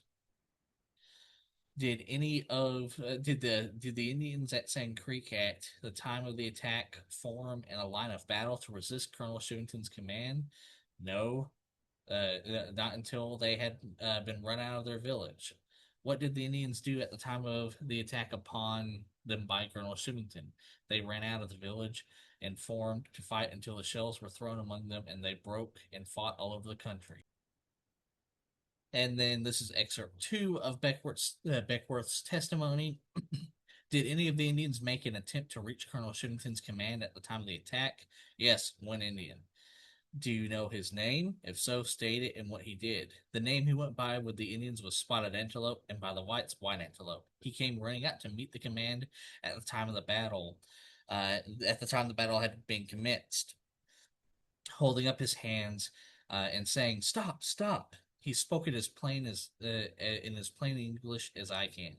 He stopped and folded his arms until shot down. I do not know whether the colonels heard it or not, as there was such a whooping and hollering that it was hard to hear what was said. Was any attention paid to White Antelope as he advanced toward Colonel Shillington's command? None, only to shoot him as I saw. Did White Antelope have anything in his hand as he advanced toward the command? Nothing that I saw. How near Colonel Shillington's command was White Antelope shot down? As near as I can guess, 15 or 20 steps. Was White Antelope scalped and otherwise mutilated? Yes, both. Did you see any person engaging in scalping White Antelope? I did not. I saw him, though, after this had been done. Then there's the third excerpt of Beckworth's testimony. Was any person shot in Colonel Shillington's command after the battle with the Indians? Yes. State who it was. It was a half breed who went by the name Jack Smith, John Smith's son. He was sitting in the lodge with me, not more than 5 or 6 feet from me, just across the lodge. There were from 10 to 15 soldiers come into the lodge at the time, and there was some person come on the outside and called to his father, John Smith. He, the old man, went out, and there was a pistol fired when the old man got out of the lodge. There was a piece of the lodge cut out where the old man went out. There was a pistol fired through this opening, and the bullet entered right below his right breast. He sprung forward and fell dead. The lodge scattered, soldiers, squaws, and everything else. I went out myself. As I went out, I met a man with a pistol in his hand. He made this remark to me. He said, "I am afraid that damn son of a bitch is not dead. I will finish him." Says I, let him go to rest. He is dead. That is all that occurred at that time. We took him out and laid him out of doors. I do not know what they did with him afterwards. Do you know the name of the man you met with the pistol? No, I do not. Were any efforts made by the commanding officer to ascertain who had killed Jack Smith? Not as I know of. Did you hear any threats made against the life of Jack Smith previous to his being shot? Yes. What were those threats and by whom made? By whom I know not. It was made by soldiers who said he should not leave the camp alive. And again, I'm just going to leave that there. That is self-explanatory and horrific. Then, in April 23rd, 1865 CE, Soul's testimony, which had outraged many citizens of the Colorado Territory, as Shillington was viewed as a hero in the region, resulted in Silas Soul being assassinated in Denver, Colorado. Uh, Despite this assassination and support of Shillington in Denver, Colorado, witness testimony was damning for Shillington and the 3rd Colorado Cavalry. And while the committee could not charge Shillington and his men with any crimes, they did publicly condemn Shillington and his actions when the committee ended on May 30th, 1865 CE. The committee declared, quote, "As to Colonel Shillington, your committee can hardly find fitting terms to describe his conduct, wearing the uniform of the United States, which should be the emblem of justice and humanity, holding the important position of commander of a military district, and therefore having the honor of the government to that extent in his keeping. He deliberately planned and executed a foul and dastardly massacre which would have disgraced the veriest savage among those who were the victims of his cruelty. Having full knowledge of their friendly character, having himself been instrumental to some extent in placing them in their position of fancied security, he took advantage of their inapprehension and defenseless condition to gratify the worst passions that ever cursed the heart of man. In conclusion, your committee are of the opinion that for the purpose of vindicating the cause of justice and upholding the honor of the nation, prompt and energetic measures should be at once taken to remove from office those who have thus disgraced the government by whom they are employed, and to punish as their crimes deserve those who have been guilty of these brutal and cowardly acts. And here's the source that I got this from. As you can see, this is a pretty harsh statement, and a rightfully so harsh statement, but still pretty harsh statement nonetheless towards Chivington and the Third Colorado Cavalry. Um, as a result of the outrage by the United States government and many of Chivington's own soldiers, Chivington and many of his men who supported Chivington would resign their commissions, and John Evans would leave politics permanently. Now, this brings us to our next section, Native American retaliation for the St. Creek Massacre. So, right off the bat, in late 1865 CE, upon hearing of his involvement as a guide in the initial stages of the massacre, the Cheyenne Nation was outraged at Jim Beckwourth and permanently banned him from trading with them.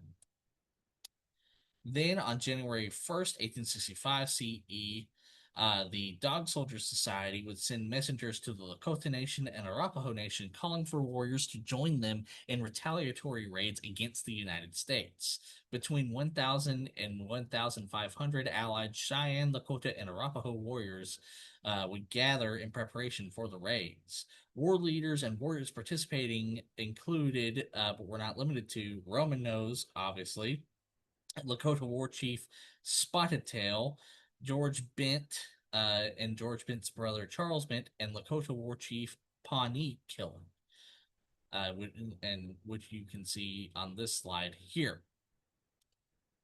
The warriors would then launch an attack on Julesburg, Colorado, a prominent way station on the Overland Trail, a popular alternative route on the Oregon Trail, and they would actually attack it twice and loot it twice, and then eventually on the second attack would burn it down. With these two attacks happening separately on January 7th and then February 7th, 1865 CE. Then the Allied warriors would fight the United States Army to its standstill at the Battle of Mud Springs between February 4th and 6th, 1865 CE, and to a standstill at the Battle of Rush Creek between February 8th and 9th, 1865 CE. Then between February and the summer of 1865 CE, the Allied warriors would repeatedly raid white American wagon trains along the Oregon Trail. Then in July 1st, 1865 CE, United States Major General Grenville M. Dodge would dispatch roughly 3,000 United States soldiers under the command of United States Brigadier General Patrick Edward Connor to attack the Allied Cheyenne, Arapaho, and Lakota warriors along the Powder River country of Montana, Wyoming, South Dakota, and Nebraska. Then on July 26th, 1865 CE, an even larger force of allied Cheyenne, Lakota, and Arapaho warriors would be gathered, numbering between 2,000 to 3,000 warriors, to attack Platte Bridge near Casper, Wyoming. This was done as the bridge was a crucial outpost for the United States Army along the Oregon Trail. 29 United States soldiers were killed and 10 wounded in this attack, while only 8 Native Americans were killed on the other end. This ended the Battle of Platte Bridge in an allied Cheyenne, Lakota, and Arapaho victory. And again, this happened on July 26, 1865 CE. Then, between September 1st and 15th, 1865 CE, between 2,000 and 4,000 Lakota, Cheyenne, and Arapaho warriors led by Lakota war leader and sacred man Sitting Bull and Cheyenne war leader Roman Nose would go on to repeatedly defeat the United States Army in a series of battles known as the Powder River Battles. Then, in December 1865 CE, the war would begin to wind down as most of the allied Cheyenne, Lakota, and Arapaho warriors returned to their village as they had obtained large amounts of loot from the raids and have repeatedly defeated the United States Army. Uh, the United States, on the other end, could send more soldiers to Colorado and Wyoming. However, as the United States was focused with reconstruction of the United States in the wake of the American Civil War, they chose not to send more soldiers. Uh, and this ends what became known as the Colorado War and essentially a stalemate. Now we go to the next section, the Little Arkansas Treaty and continued hostilities. So, sometime in October 1865 CE, the United States would dispatch a committee including John B. Sanborn, United States Major General William S. Harney, William Bent, and Kit Carson to negotiate with multiple Native American nations, including the southern contingents of the Cheyenne Nation and Arapaho Nation. The committee would promise the Southern Cheyenne and Arapaho land and annuities to the surviving descendants of the Sand Creek Massacre, and in return, they asked the Southern Cheyenne and Arapaho to remove themselves to land south of the Little Arkansas River in Oklahoma and Kansas Indian Territory, or Indian Country. Initially, as they desired peace, the Southern Cheyenne, including Black Kettle and the Southern Arapaho, reluctantly signed what became known as the Little Arkansas Treaty and began to move to their new land in Oklahoma and Kansas Indian Territory. Later, the United States Senate would add an amendment forbidding the Cheyenne and Arapaho from living anywhere in Kansas.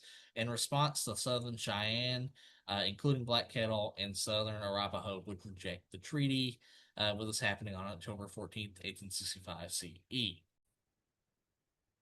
Then, on October 16th, 1866 CE, Edward Wynkoop would be appointed as the Indian agent for the southern contingents of the Cheyenne Nation and Arapaho Nation.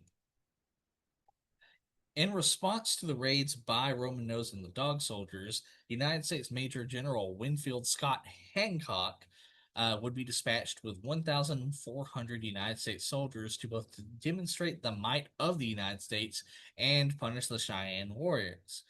Among the soldiers is United States Lieutenant Colonel George Armstrong Custer. And this expedition would depart in March of 1867 CE. Hancock, with the help of Wynkoop, initially intended to negotiate with the Cheyenne and marched his force west of Fort Larned toward a combined Cheyenne and Lakota village. The warriors, including Roman Nose, fearing a repeat of the Sand Creek Massacre, quickly rode out to meet with Hancock's force. At first, they seemed willing to negotiate, but in reality, they were buying time for the women and children of the village to escape. And once the village was evacuated, the warriors easily outran Hancock's force, with this happening on April 14th, 1867 CE.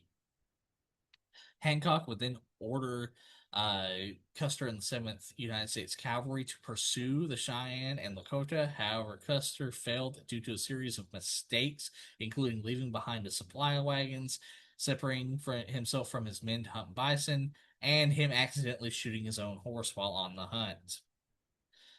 All this happened between April 15th and 17th, 1867 CE. Offended by the flight of the Cheyenne and Lakota, Hancock ordered the village to be burned. Wynkoop attempted to prevent Hancock from destroying the village, but failed, and the destruction of the village occurred on April 19th, 1867 CE. Word of the destruction of the village by Hancock spread across the Great Plains. In response, Cheyenne and Lakota warriors would begin raiding multiple United States outposts, including Fort Dodge and Fort Wallace, between June and September 1867 CE.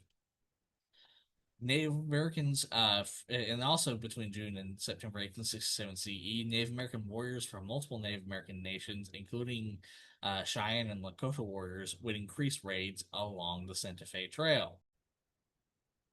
Then, in June 29th, 1867 CE, United States Second Lieutenant Lyman S. Kidder and 11 United States soldiers were killed by 14 Cheyenne and Arapaho warriors led by Lakota War Chief Pawnee Killer in what became known as Kidder's Fight.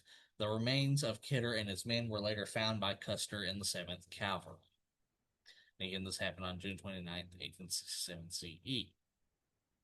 And here is Custer's 7th Cavalry finding Kidder's men. Between July and 1st and 13th, 1867 CE, Custer drove his men and their horses relentlessly, while the better rested Cheyenne were able to repeatedly evade him.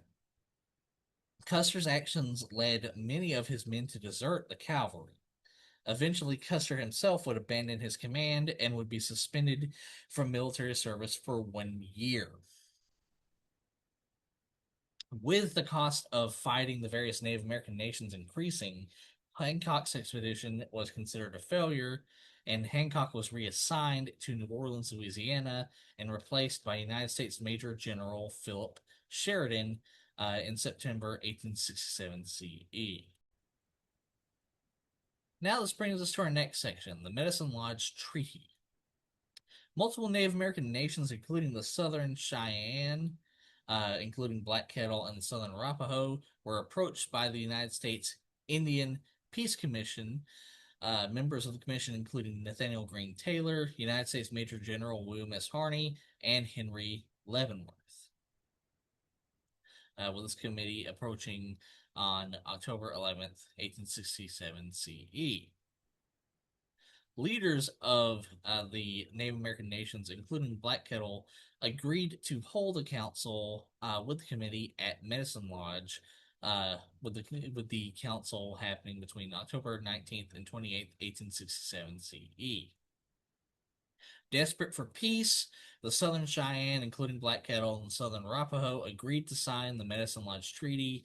Under this treaty, the land they received in the Little Arkansas Treaty was cut in half, reduced to the land south of the Kansas line for a total of 4,300,000 acres of land. In return, the Southern Cheyenne and Arapaho were permitted to continue to hunt north of the Arkansas River for as long as the bison remained, as long as they stayed away from white American settlements and roads.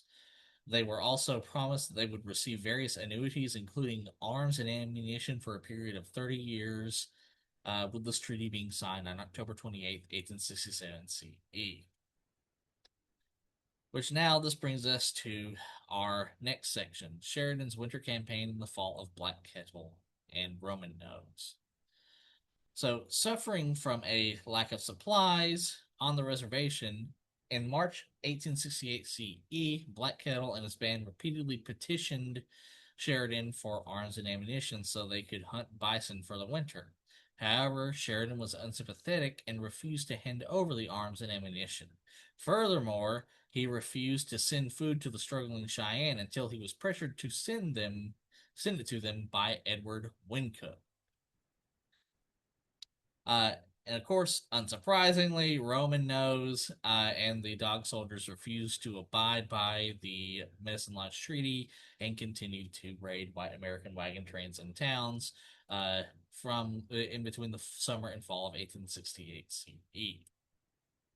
Sheridan, as a result of this, was directed to take whatever measures were necessary to force any hostile Native Americans onto reservations and to punish those responsible for raids, with him receiving these orders on in August of 1868 CE. First, Sheridan would dispatch United States Major George Alexander Forsyth with 50 United States scouts armed with Spencer repeating rifles to raid any Native Americans they encountered. He specifically dispatched him on August 25th, 1868 CE. While searching for the Native Americans, Forsyth's camp would camp at Beecher Island on the Arikari River, then known as part of the North Fork of the Republican River, near present-day Ray, Colorado. He would camp there specifically on September 16th, 1868 CE. That same day, Roman Nose and between 200 to 600 Cheyenne, Lakota, and Arapaho warriors. Though I should also say some estimates put them at 1,000, but I think a more realistic estimate is 200 to 600 warriors. But these Cheyenne, Lakota, and Arapaho warriors, including the Dog Soldiers Society, would learn of Forsyth's location and would plan an ambush for the next day. That night, Roman Nose found out too late that his medicine had been broken, as someone had served him food with a metal spoon. Despite this, Roman Nose chose to go to battle, even knowing that it would very likely mean his death, based on the stipulations given to him for maintaining his medicine. The next day, on September 17th, 1868 CE, Roman Nose would lead an ambush on Forsyth's force at Beecher Island. However, Forsyth's force had fortified themselves by digging ditches and killing their horses to use as cover. In addition, the Spencer repeating rifles caused heavy casualties among the attacking Cheyenne, Lakota, and Arapaho warriors. Roman Nose for himself was shot in the back, but he and his warriors were able to flee. However, this would end the battle in a United States victory, and Roman Nose would die later that night. In addition to Forsyth, Sheridan on September 7th, 1868 CE, dispatches United States Colonel Alfred Sully with 500 United States soldiers to hunt down Cheyenne warriors who have been raiding south of the Arkansas River. However, the Cheyenne warriors were going to use their knowledge of the terrain to their advantage, and Sully's soldiers become exhausted hauling heavy wagon trains through dense countryside. The expedition would return unsuccessful, and Sully would take the blame for the failure. With this expedition happening between September 7th and 18th, 1868 CE. Then, starting on November 12th, 1868 CE, Sheridan made plans for a fall and winter campaign to kill every Native American deemed hostile and to destroy Native American lodges, food stores, and pony herds. This was to be done to break the will of the Native Americans and discourage them from waging war. For this, he dispatched a 3-column expedition with Colonel Sully, United States Lieutenant Colonel George Armstrong Custer, and United States Major Eugene Carr, each leading a separate column. And this expedition would all happen between November 12th and 27th, 1868 CE. And here is a map of those 3 columns. Sheridan would also, on November 18th, 1868 CE, would go on to establish a fort named Camp Supply in Oklahoma Indian Territory. The fort acted as a supply depot for the columns during the winter campaign and also acted as a forward operating base. Meanwhile, while all this was going on, Black Kettle would move his band out of their designated reservation to camp on the Washita River on the Oklahoma-Texas border for the winter. And he did this in spite of warnings from the United States government. While there, he did send messages to the nearby Fort Cobb, saying that he came in peace and asking for both protection and supplies. Then on November 27th, 1868 CE, deeming Black Kettle's village a hostile force, Custer would lead the 7th Cavalry in an attack on the village, where they would massacre roughly 150 Cheyenne, including roughly 75 women and children, and then roughly 53 women and children were captured.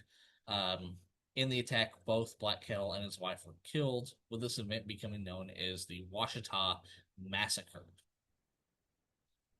And here are some eyewitness accounts of the Washita massacre. Starting with a letter from J.S. Morrison, one of Sheridan and Custer's scouts, written to Wynkoop on December 14th, 1868 CE. Dear Colonel, I have arrived at this place yesterday, all right. J.O. Bay accompanied me. He has received entirely from the slight imposition he was laboring under when you left him in Topeka. He has obtained a situation under Major Inman, who has got in today from the south.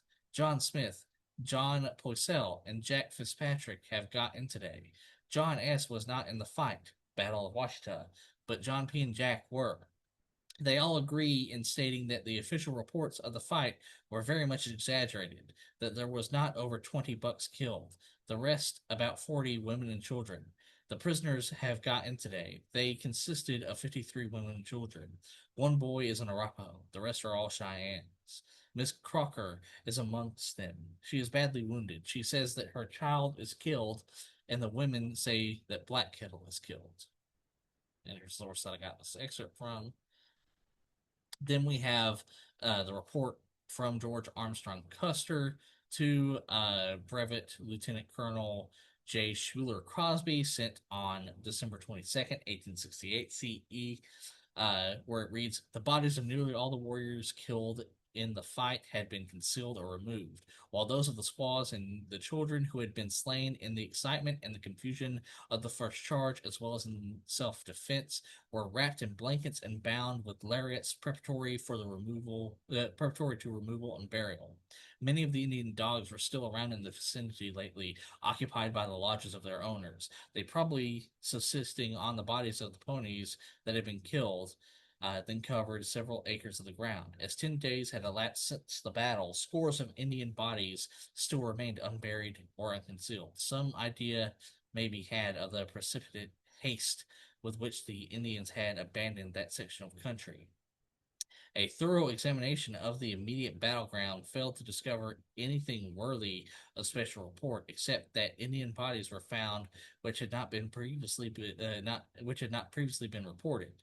In my first dispatch, which went to prove what we are all aware of now, that the enemy's loss in killed warriors far exceeds the number 103 first reported by me. Very self-referential here. And matter of fact, George Armstrong Custer, uh, there's no way to get around this. He was full of himself. Then we have an excerpt from an interview by the newspaper The New York Sun of Benjamin H. Clark, Chief of Scouts attached to the 7th Cavalry. The interview occurred on May 14th, 1899 CE, where it reads, I got together about 60 women and children. The hunting and slaughter of fugitives continued during the greater part of the morning. The Indians fought desperately, but were wholly at a disadvantage. I estimate that the Cheyenne lost at 75 warriors and as fully as many women and children killed. The number of wounded has never been known, but there are still Indians in western Oklahoma who bear scars received on that cold November day. The dusk of the morning gave cover for escape, or the bloodshed would have been greater. Custer, with whom I rode stirrup to stirrup, killed only one Indian, a warrior who was about to fire on him from only a few feet.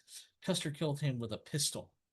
After returning to the village with the women and children, I heard heavy firing down the river in the direction of Cook's sharpshooters. I rode rapidly in that direction and found a small party of warriors with their and children at bay under the embankment. During the freshest, the bank had been undermined, causing it to cave in.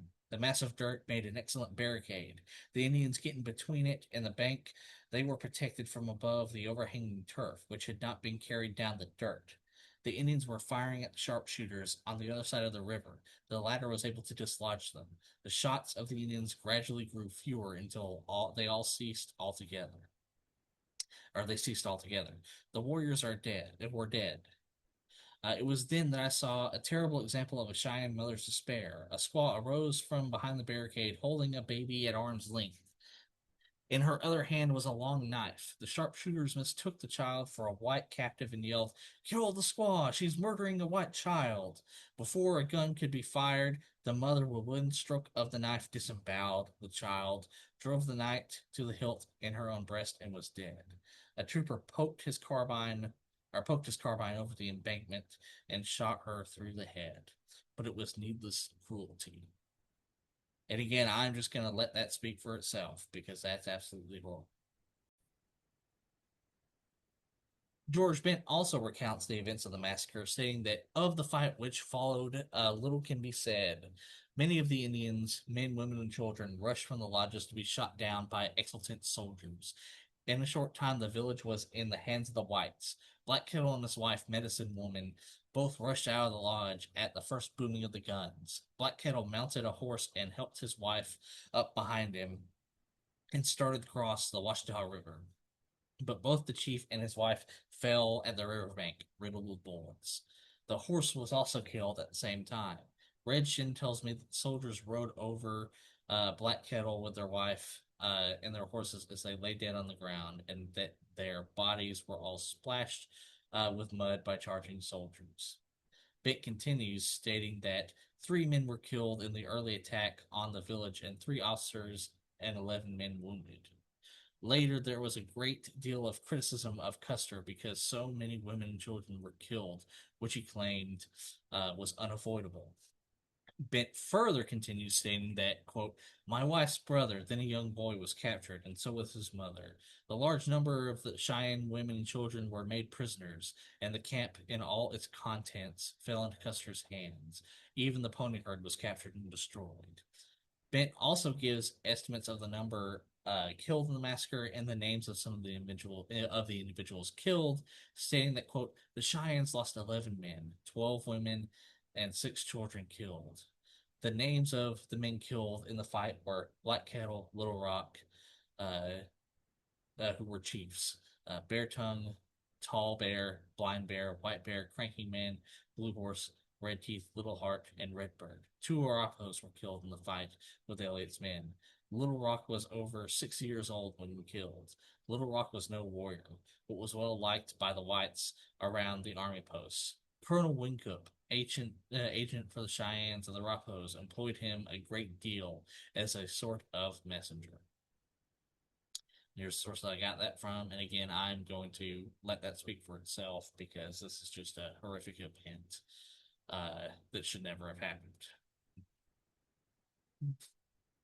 However, during the battle, Custer was forced to withdraw upon the arrival of large bands of Cheyenne, Arapaho, and Kiowa warriors coming to rescue the survivors of the massacre. And you can see that here. These are the camps that they left. While this was happening, one of the officers under Custer's command, United States Major Joel Elliott, and his contingent of the 7th Cavalry, was focused on capturing fleeing women and children and did not notice the approaching Native American warriors in time. He and his men were overrun and killed.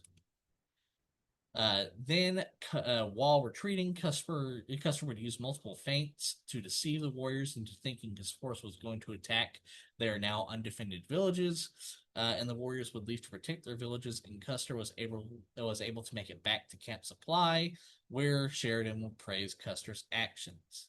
With all this happening between November 28th and 29th, 1868 CE. Then, eventually, Edward Wincup would resign as Indian agent in protest of the destruction of Black Kettle's village.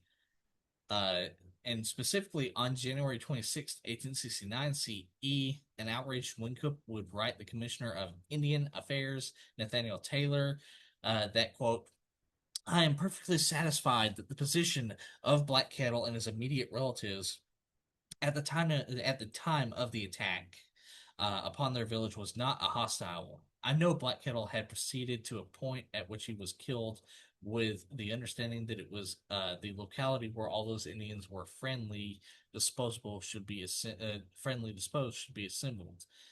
In regard to the charge that Black Kettle engaged in depredations committed on the Saline River during the summer of 1868, I know that saying to be utterly false, as Black Kettle at the time was camped near my agency on the Pawnee Fork. There have been Indians deserving of punishment, but unfortunately, they have not been those who received at the hands of the troops at the Battle of Washita. Black village at the time of the attack upon it was situated upwards of 150 miles from any traveled road in the heart of the Indian country. And here's the source that I got that from. But as you can see, he very much was. He was very outraged, and understandably so. But despite that, Sheridan would continue his winter campaign, destroying multiple Native American villages and causing immense destruction. And his campaign would be deemed a success, with the rest of the campaign happening between December 1868 and April 1869 CE. Then Sheridan would promote Eugene Carr to the rank of colonel and dispatch him with 300 United States soldiers and 150 scouts from the Pawnee Nation to clear Cheyenne, Lakota, and Arapaho warriors from the Republican River region of Colorado, with him being dispatched on June 9th, 1869 CE. And here's a map of that expedition. After multiple small skirmishes, Carr's force would eventually locate and attack a village of 450 Cheyenne, Lakota, and Arapaho. Um, and the village, of course, included women and children as well as warriors. They would discover this village on June 11th, 1869 CE. Carr would then launch a surprise attack and catch the village's inhabitants unprepared. Despite this, the warriors were able to hold off Carr's force long enough for most of the women and children to escape. Tallbull, the leader of the village and one of the leaders of the Dog Soldier Society, and 52 of the village's inhabitants were killed, while 17 women and children were captured. Among the dead dog soldiers was George Bent's brother Charles Bent. This was the final major battle fought between the United States and the southern contingents of the Cheyenne Nation and Arapaho Nation, with this battle becoming known as the Battle of Summit Springs, and it being fought on June 11th, 1869 CE. Now this brings us to our next section: the aftermath of the wars against the Southern Cheyenne and Arapaho. Well, for one thing, most of the Native American nations on the Southern Great Plains at this point had been removed to reservations. Again, not all, but most of them. Then, on August 10th, 1869 CE, recognizing that the Southern Cheyenne and Arapaho have never lived on the land described in the treaty, the Medicine Lodge Treaty, and did not want to live there, United States President Ulysses S. Grant issued an executive order to instead set aside lands on the North Fork of the Canadian River in Oklahoma Indian Territory for the Southern Cheyenne and Arapaho, closer to their traditional homelands. Then, between 1876 and 1877 CE, the northern contingents of the Cheyenne Nation and Arapaho Nation would go on to fight alongside the Lakota Nation, in the Great Sioux. During the Great Sioux War, Custer's luck would run out when he and 268 members of the 7th Cavalry were killed by an Allied force of between 1,100 and 2,500 Lakota, Northern Cheyenne, and Northern Arapaho warriors in the Battle of Greasy Grass, also known as the Battle of Little Bighorn. And this would happen between June 25th and June 26th, 1876 CE. And I know most people know this about Little Bighorn. However, I would argue that since the battle was won by the Lakota, Northern Cheyenne, and Northern Arapaho, we should call it the name that they call it, the Battle of Greasy Grass. Then, in 1865, after resigning his commission, John Shivington would attempt to run for office multiple times in multiple states, but would withdraw every time his opponents drew attention to the Sand Creek Massacre. Similarly, he would run multiple businesses and fail each. In addition, his wife and children drowned when their wagons sank in the Platte River. So he did have a bit of a hard go at it for much of his life. Um, Perhaps karma. I'm going to leave it at that. Um, though he would eventually become a sheriff in Denver, Colorado, and die from cancer in 1894 CE. Um, Again, perhaps karma. But he was also his funeral was also attended by hundreds, showing that he was still very much loved by a lot of the population of Colorado, despite his horrific actions. Similarly, after the Sand Creek Massacre, John Evans' political career was ruined. However, he invested heavily in Colorado's railroad industry and built a railroad empire and died a wealthy man. With this happening between 1865 and 1897 CE. And in this case, I really wish I could give people watching this a sort of a silver linings, uh, but unfortunately, sometimes people just face no consequences at all, as seen with in the case of John Evans. Then, after resigning as Indian agent, Edward Wynkoop returned to his native Pennsylvania and established an iron making business. But when that endeavor failed in 1874 CE, he headed back west to participate in the Black Hills Gold Rush. And then he would later drift to New Mexico, where he became the adjutant general of that territory, and then eventually became the warden of the New Mexico Penitentiary. And he would die of kidney disease in Santa Fe on September 11th, 1891 CE.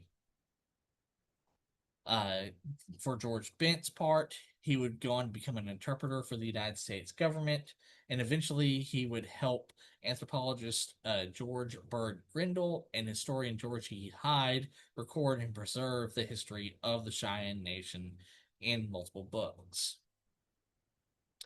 which included the Fighting Cheyenne, the Cheyenne Indians, their history and ways of life, and a source that I quoted regularly in this video, The Life of George Bent from His Letters by George E. Hyde. All right, now this brings us to our last section, Native Americans today, starting with the Cheyenne Nation today. The Cheyenne Nation exists as two different nations, uh, which you can see here on this map of the Northern Cheyenne Reservation, and then this map of the Cheyenne and Arapaho Nation, which we talked about a little bit earlier in Oklahoma. And despite past and continued attempts at both genocide and cultural genocide, the attempt to destroy and erase their culture, they have held on to their culture and are continuing to protect it. And then we have the Arapaho Nation, uh, where the Northern Arapaho Nation resides in the Wind River Reservation, along with the Shoshone Nation, and then of course there's the Cheyenne and Arapaho Nation that we just talked about in Oklahoma. And again, like the Cheyenne Nation, despite past and continued attempts at genocide and cultural genocide, the destruction of their culture, they are continuing to hold on and protect their culture. All right, with that, that brings an end to our video. I hope everyone watching this video learned a lot, and I hope you take what you learned here and you go out there and you try to want to educate other people about it, but also you try to work to make sure that things like this never happen again. I mean, they're still happening to some degree, as I just talked about. But so, in that same regard, go out there and try to educate people so that we can stop it from continuing. But also, again, make sure it never ever happens again, because these are things that were horrible, that should never have ever happened. And so, with that, that ends our video. If you want to see me cover any of the videos I discussed, the subjects I discussed in this video in greater detail in later videos, please feel free to leave a comment in the comment section. Remember to like, share, and subscribe, and I hope you all have a good day.